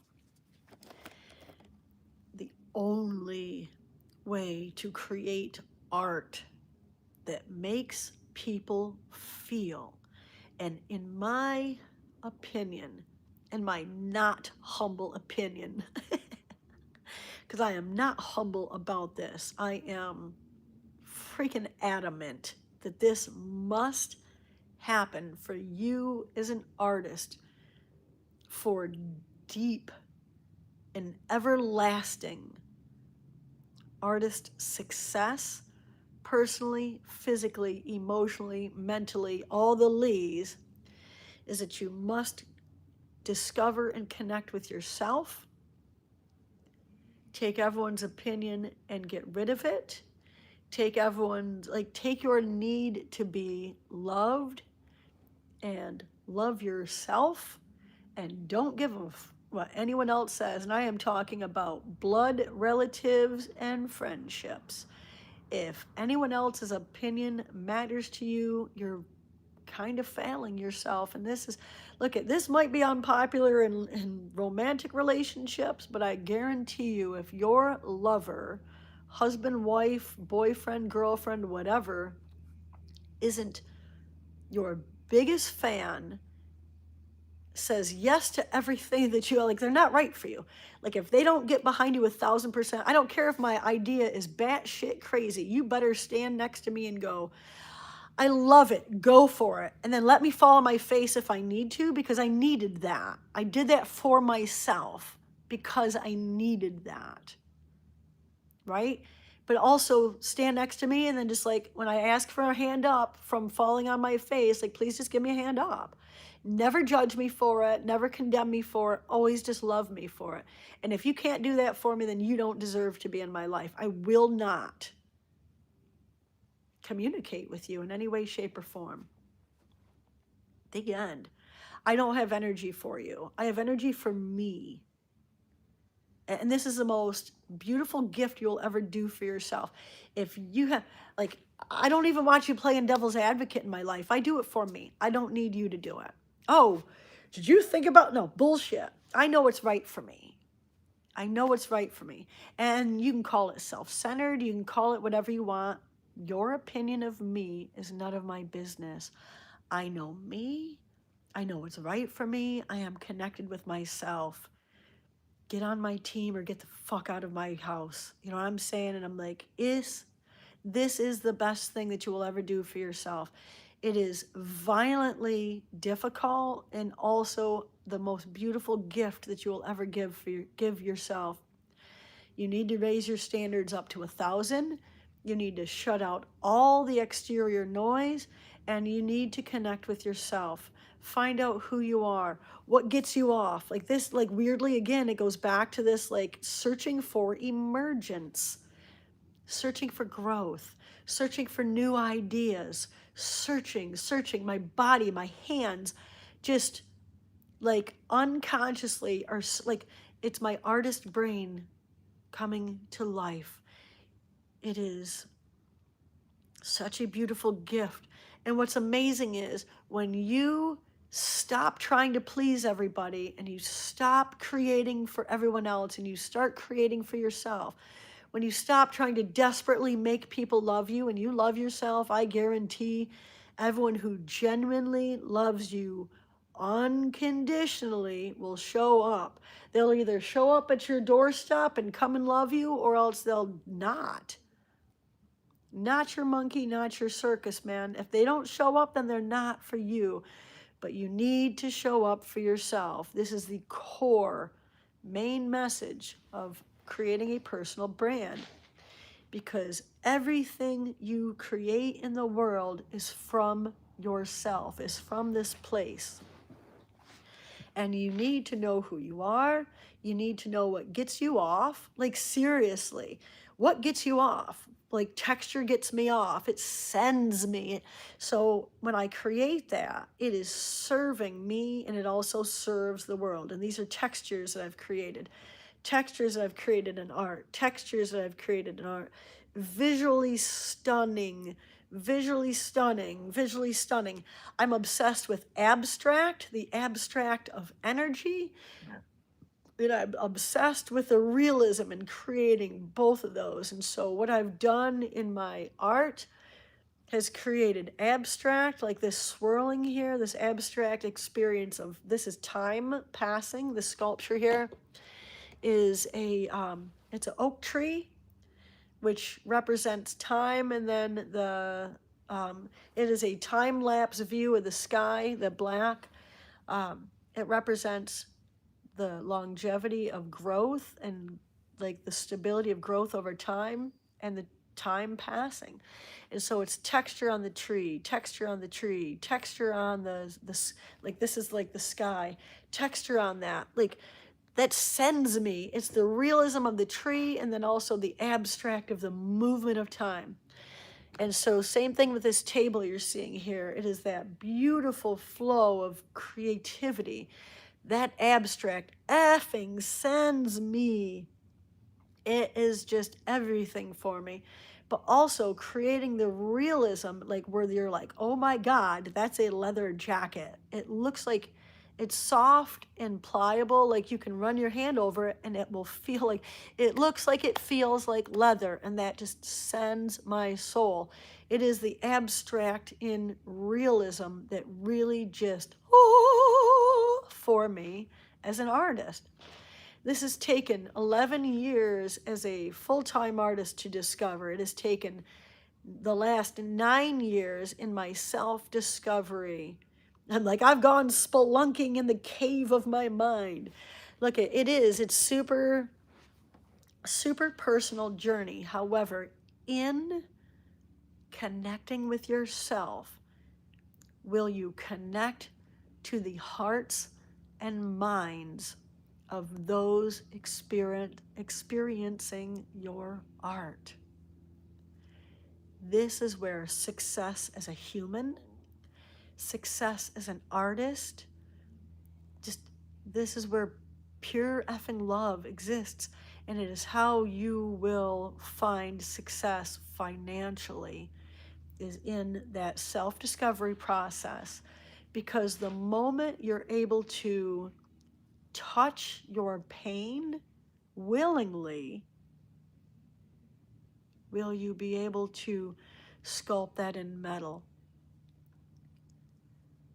Where you can touch your joy willingly, are you able to create that in metal? Where you'll be able to touch the flow of creativity, like intentionally, will you be able to create that in your art? It is in your self-connection, will you be able to connect with others? I wasn't able to connect with my family because I was so unconnected from myself, disconnected from myself. I was so uncomfortable that I did drugs in order to, you hear that? It's like hissing. I hear like this is expression. Your body expresses everything. It expresses curiosity. This is discovery. It expresses anger. Anger, it's that cobra I made hissing. Listen to your body. Watch your body. Discover what your body does. I did drugs for years because I just was trying to numb what I couldn't experience at the time. And at the time it was pain. I had a lot of pain and anger inside of me for many, many, many years because of the disconnect between the message my mom and dad sent me, which was love, protection, and safety and security. Like that's what my mom and dad were sending to me. However, my nervous system didn't hear their words. I felt energy. And when you're a parent, like thinking about this, if you're a parent to either a child or a pet or a plant, we give off vibrational frequency, we give off energy. It just happens. It's a natural process of humanness. It's your spirit energy body speaking. So like your physical body speaks, but you're like, we have these two sides to us. And we also have masculine and feminine. Every man has masculine and feminine, and every woman has masculine and feminine.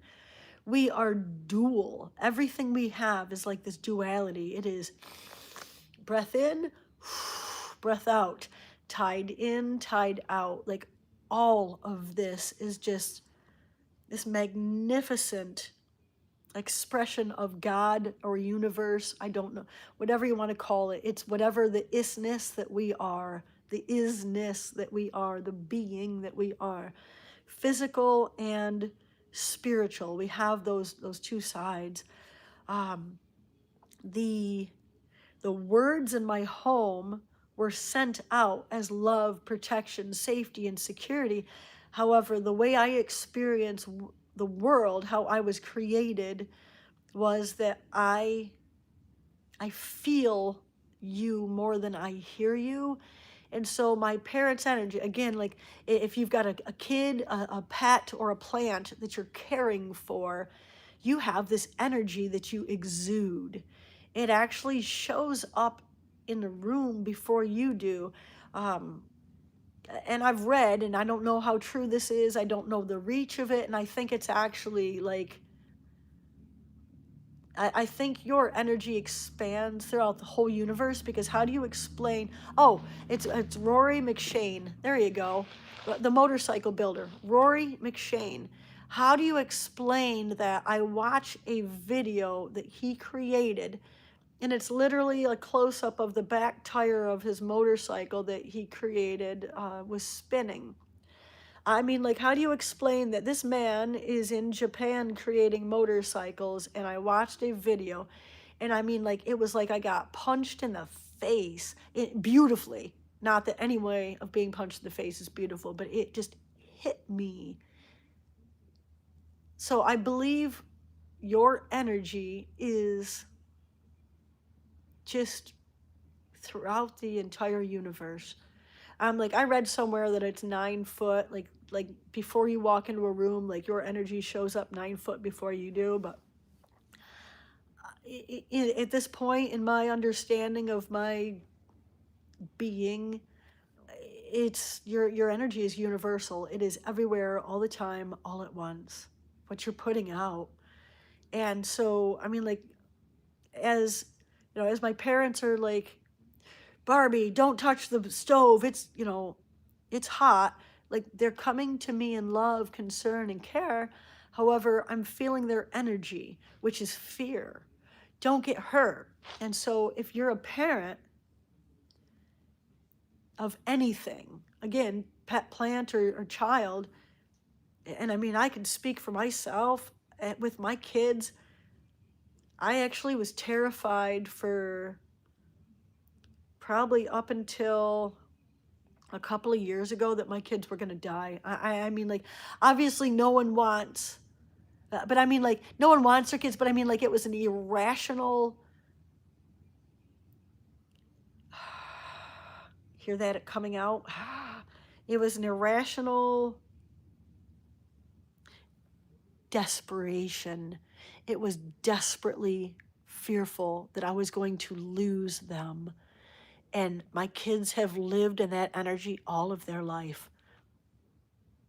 I didn't know what I didn't know, and I won't apologize for ignorance. You don't know what you don't know, but moving forward,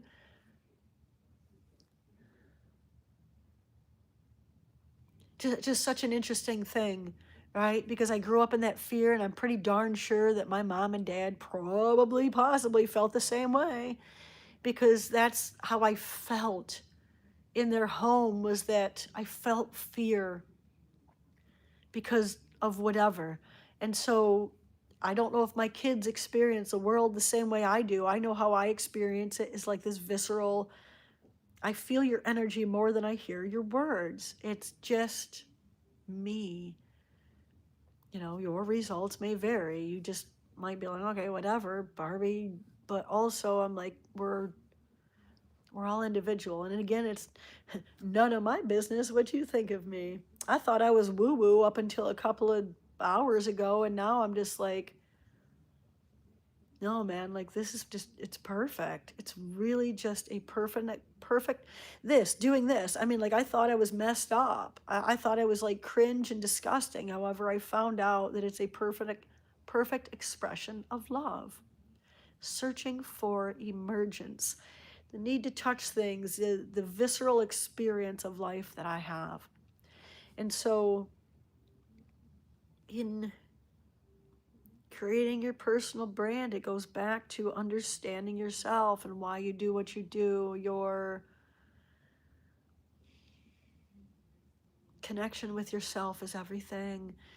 You must And this might be unpopular, but again, I'm like, I guarantee you that you can't give what you don't have. I'm like, I would love to give my kids the security of, you know, me living next to them. I can't give what I don't have. I don't have it in me to live in New York. It is so effing cold. I'm like, it was 55 degrees out last night when I took my garbage out. Pretty sure I could see my breath. Just saying. I don't like being cold, and so I can't give 100% of myself if I live in New York. I must live where it's warm. And I'm like, it gets cold here in Daytona area, in Ormond Beach, Florida. I'm like, I thought about flying south for the winter. I thought, how joyful would it be to live in Key West? I mean, I think it's warmer there a lot. I think it might be a lot warmer there. I don't know.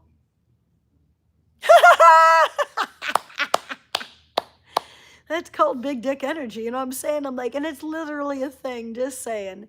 It goes into the room before you do. And if you're scared, and if you show up in a room and you're scared, tell them you're scared, because I feel like it just kind of decompresses your energy, or it decompresses that fear, and it just kind of lets it out. It's expression. So your personal brand, and what I just cannot recommend enough, and what I have personally found, that in order to thrive as an artist, you must connect with yourself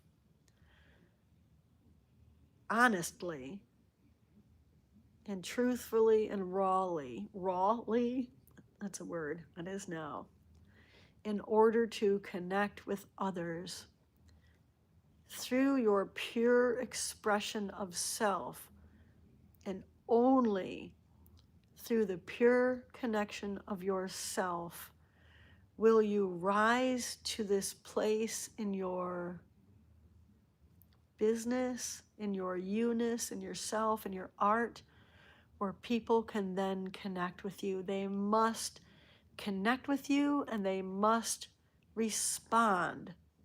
They must feel you.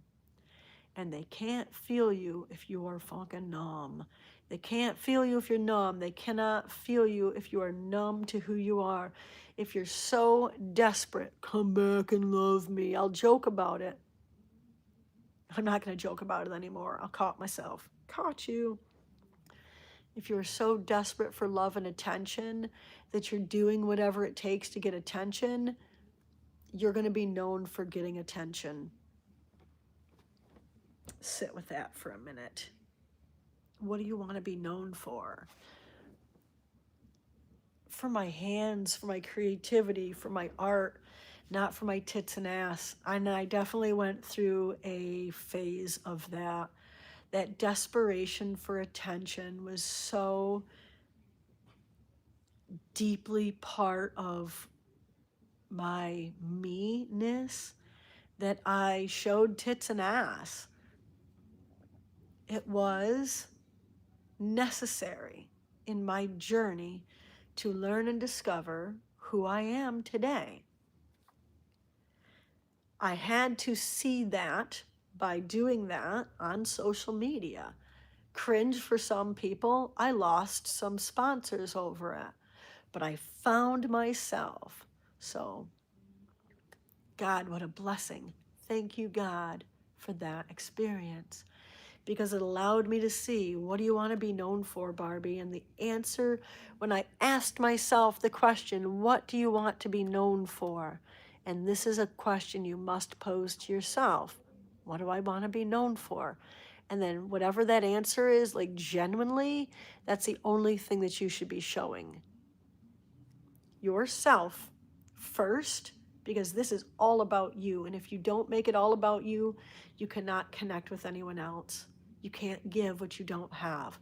And in order to connect, and connection is energy, you must connect with yourself. And when you do, people feel it in a way that is just visceral. And it's a practice. All of this is practice. But in connecting to yourself, will you then be able to connect with others? Others will connect and respond to you. They will want to be around you because you want to be around yourself. when you're doing drugs, you're hiding, when you're like getting all drunk and you're just like, oh, I love to be tipsy because then I can connect and people just means I want to get drunk and like touch people because I really just want to connect with people. I'm like, oh God, okay, saw that. Cringe. And then also I'm like, but not cringe because it's literally my body sending signals. Oh, okay. I want to be able to connect with and touch myself. And I don't mean this in a sexual way. I mean this in a humanness way. Connect and touch myself. Be comfortable in my own skin. Love what I see. Love what I feel. Love what I experience. I found that I was like getting drunk and tipsy so I can then go have drunk and tipsy conversations with men and touch their muscly arms. Sometimes it happens when I'm not drinking. I like muscly arms. I am who I am. I like to touch things. Muscly arms. You've built strength and I respect and admire that. You're a sculpture. Let me touch the art. However, I got raw, real, and honest with myself, and I just basically stopped drinking and then just I'm like, this is who I am. I'll ask permission first because not everyone wants to be touched.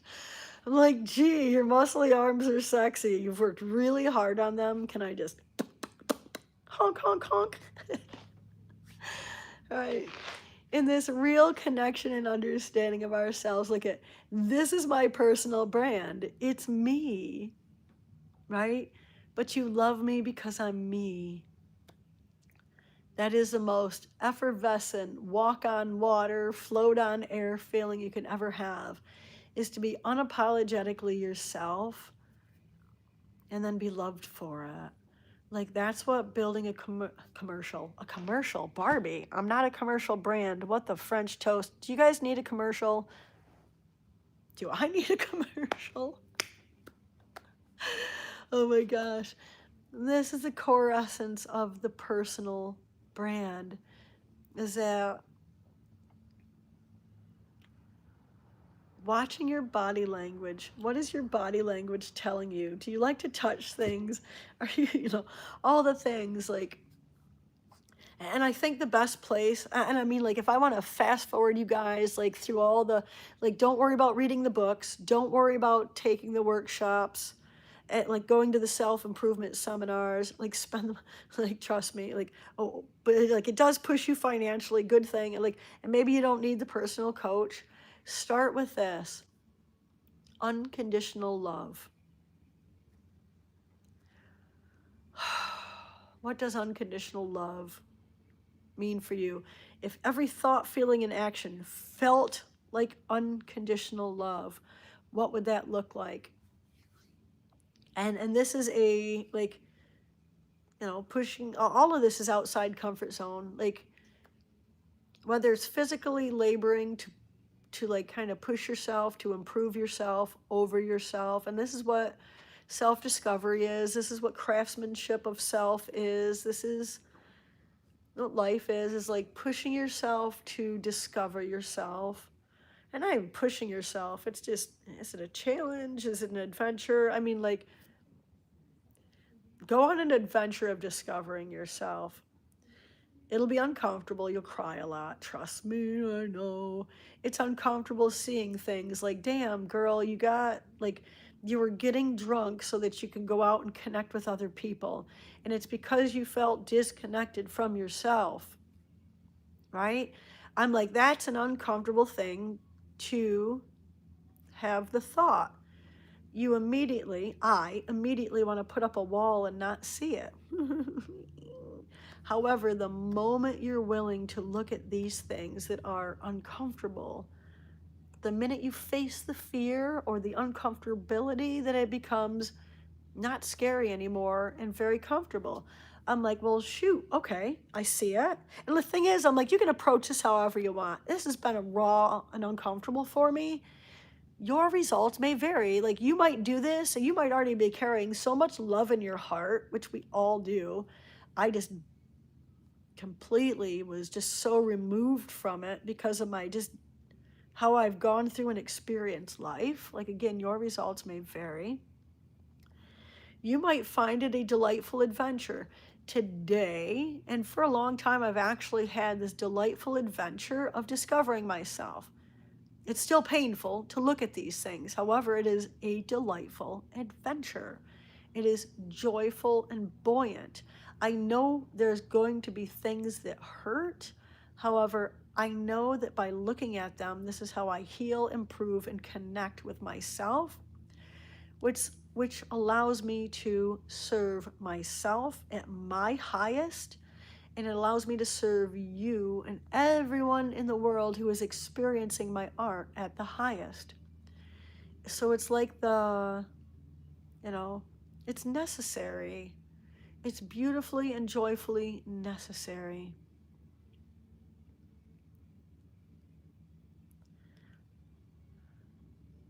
What my life has turned into, because I've been willing to look at myself under a jeweler's loop, okay? I love a jeweler's loop. That's a conversation for artists. I cannot wait to share that with you, but it's a story for another day. That I've been willing to look at myself under a jeweler's loop. I think it's like 20 magnification. I'm not exactly sure, but like to really look at myself up close and personal and ask myself questions that allow myself to discover who I truly am without the opinions of other people and without the judgment of myself or other people. I I just have this magnificent life today. It has served me and everyone around me. It has allowed me to create art that people can feel viscerally. It's such a profound experience to create a video of me sculpting metal and then read the comments of what you've wrote. And I do read every single comment, so you guys know. It might take me a month, or sometimes, gosh, it's taken me a year to respond to a couple of people. I get back to everybody, and I literally, like, you are more important to me than I can ever put into words. I respond to every message, whether it's a heart or a thumbs up, or, to many of you, I write back sentences because of just how grateful I am for your response to what I'm doing, your experience of what I'm doing, that I can post a video and that in the video that you comment that you cried along with me as I'm creating this stuff. I'm like, that is the most profound experience of my life. I mean, it is like, in my expression of pain, when I created the angel sculpture, I expressed my pain from the loss of people in my life. I had 4 people. One of the people was my cat, Clyde, that my best friend died in a motorcycle accident unexpectedly. My anger, hear that? Watch your body language. That's just such a, I'm like, there's a video for you. That'll be fun for you to play with that. Watch your body language. My best friend died in a motorcycle accident. October. Fuck. 2 months later, my future mother-in-law, then mother-in-law, died. We knew that was going to happen in January. So like another month later, my cat died unexpectedly in surgery. And then 2 months later, a good, sweet, and dear friend of mine like overdosed and died while I tried to save his life. And when I created that angel, I created her a couple months later, it was the expression of all that pain and anguish that I was in the process of experiencing. I'm still experiencing it. However, my connection to self translates to metal and to what I'm creating. If you're a painter, your connection to yourself will translate to your paint. If you're a drawing artist, I don't know the proper term for that, but a drawer, if your art is drawing, I'm new here. that connection to self will be expressed in lead or in chalk or in canvas or in clay or in glue or in beads or in silver. Your connection to self will be expressed in whatever medium that you're working in, and it will be felt. And so when you express yourself, and in the instance of the angel, I expressed pain, it is translated into your medium, in which then people can see, feel, hear, smell, and experience viscerally. And this is where pure art is created. This is where pure artists are created. This is where legends are made, and this is where legacies are made as an artist. That connection to self will resonate with everyone who experiences it in a way that we can't, as humans, have the way to explain. However, the expression comes out, the connection comes out in what we're creating. It is felt, mind, body, and spirit.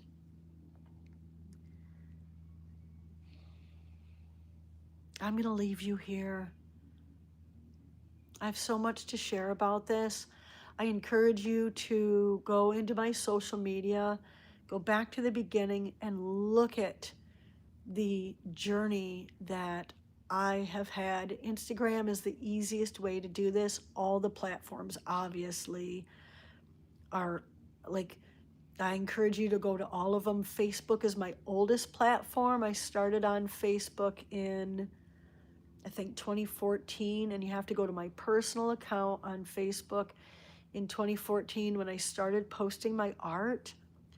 You can look back over the last 11 years and go in and see this glorious transformation in going from I'm welding things to I'm expressing my true essence of self.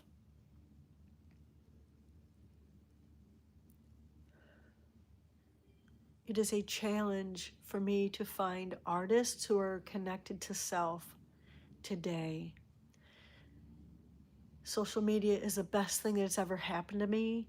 However, if you're doom strolling or scrolling, whichever way you do it, if you are just mindlessly escaping through doing this,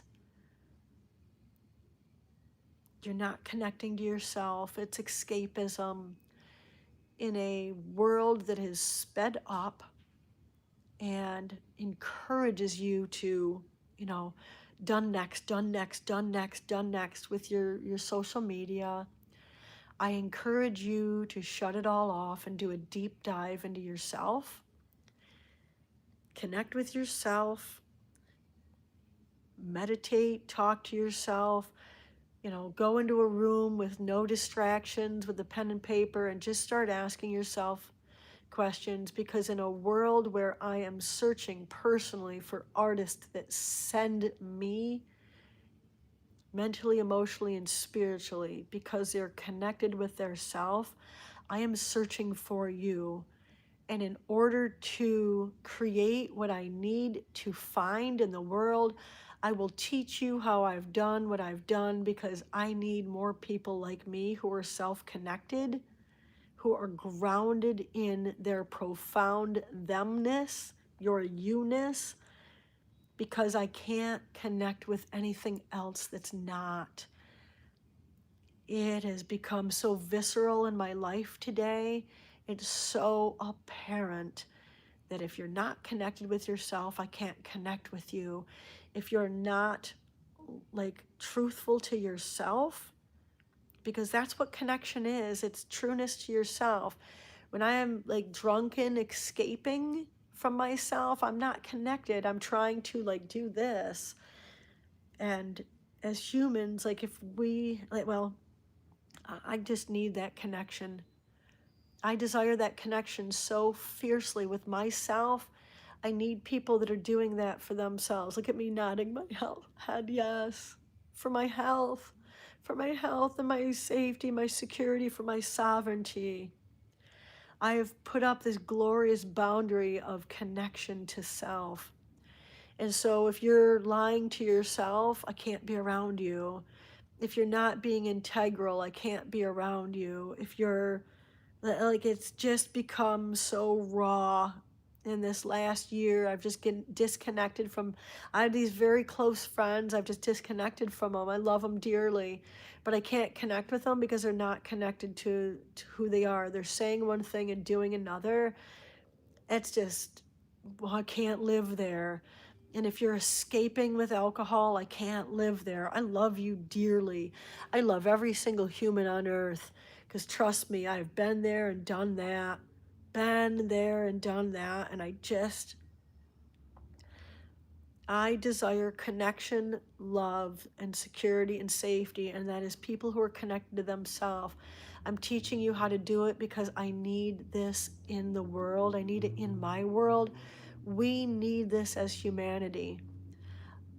I'm like, I need the love, because I go on my local, and I'm not going to call anything out, but man, I went on my local thing yesterday, like locally here, and there was a person who was caught stealing. And you go down through the comments, because I don't know, I do what I do, and there's just all this judgment. And like the first thought is like, and I actually wrote something on there. I'm like, like, if you're stealing, you're already broken somewhere inside of you. Ask me how I know. I got arrested for stealing when I was a little girl. I was already broken. For us to go on social media and lambaste another human that's us, that's broken. They're already broken when you go on there and you lambaste them. Like, dude, you're stoning him in public. You're stoning him in front of his neighbors. He's already fricked up. He doesn't need your help. Find things like this and go in and bring sunshine, bring love. We need to stand up for love. We need to stand in love, and that is connection to self. When you connect to yourself, anything else is unacceptable. And it has been a very raw year for me emotionally, because I've not been able to go out into public some because of this self-connection, because I can feel the disconnect from me. I've had to I've had to physically and spiritually and emotionally disconnect from y'all and connect to myself, so that I can come back connected, so I can come back whole, because I've needed to see myself.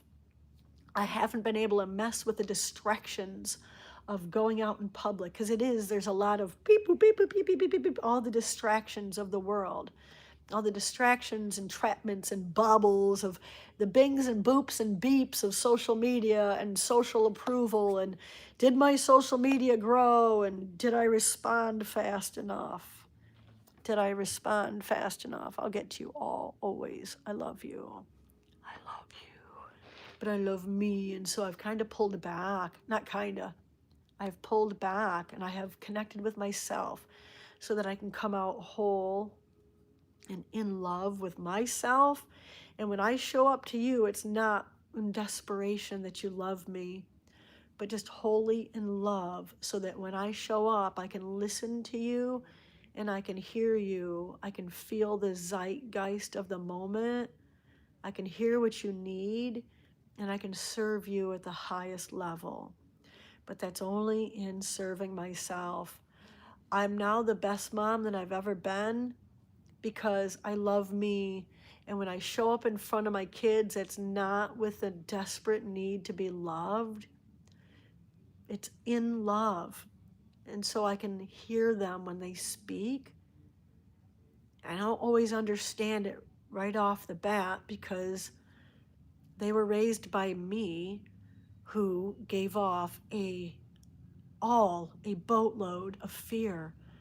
because that's what I had inside of myself at the time. So these beautiful magical creatures was raised in fear, and sometimes when they speak to me, all I hear is fear, and I don't always get the love that they're sending. And so it's only in connecting with myself that I can then translate what you're saying to me and my kids are saying to me and my parents are saying to me. Oh, I mean, like, it's just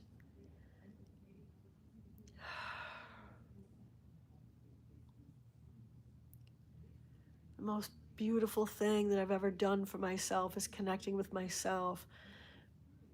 I've been able to drop the desperation. I mean, like, not even, I didn't have to drop it, it fell away, but I've been carrying the weight of desperation, the weight of fear, the weight of neediness with me through the world. It's only in connecting to the truth of metal that I've been able to connect with the truth of myself. In creating art, you're connecting with your medium and whatever that is. So I said I was going to leave you like 15 minutes ago. I'm just filled with inspiration today. I'm filled every day. Magically obsessed with creativity, profoundly inspired by everything all the time, all at once. All right, y'all. I have just given you so much for you to unpack. You're going to have to go back and watch this video like 10 times in order to really just take that all in. And I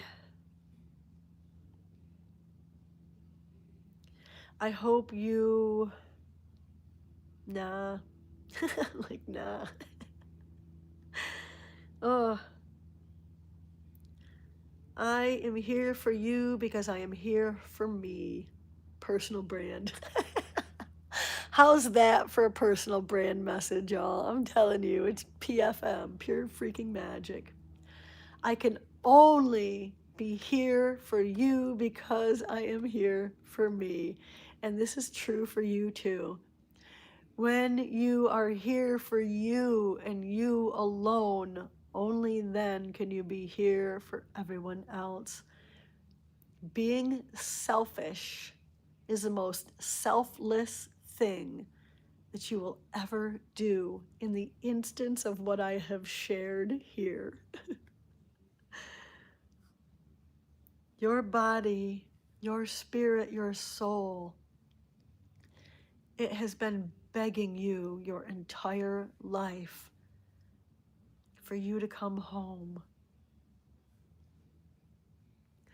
I encourage you to set off today on an epic adventure of self-exploration, of self-discovery, of learning who you are as a person, as a personal brand. In creating this for yourself, will you be able to create an empire that is safety, security, sovereignty, and success. Connection to self will allow everyone in the world to connect with you. And in that, you will find your version of success, whatever that might look like. I love you to the moon and back a bazillion times. My love for you is infinite because my love for myself is infinite. I am so grateful to you for giving me the platform and the ability to speak from my heart and soul and to share my human experience. Without you, well, without me, I don't get to do this. I'm glad you're here anyway. This is my truth.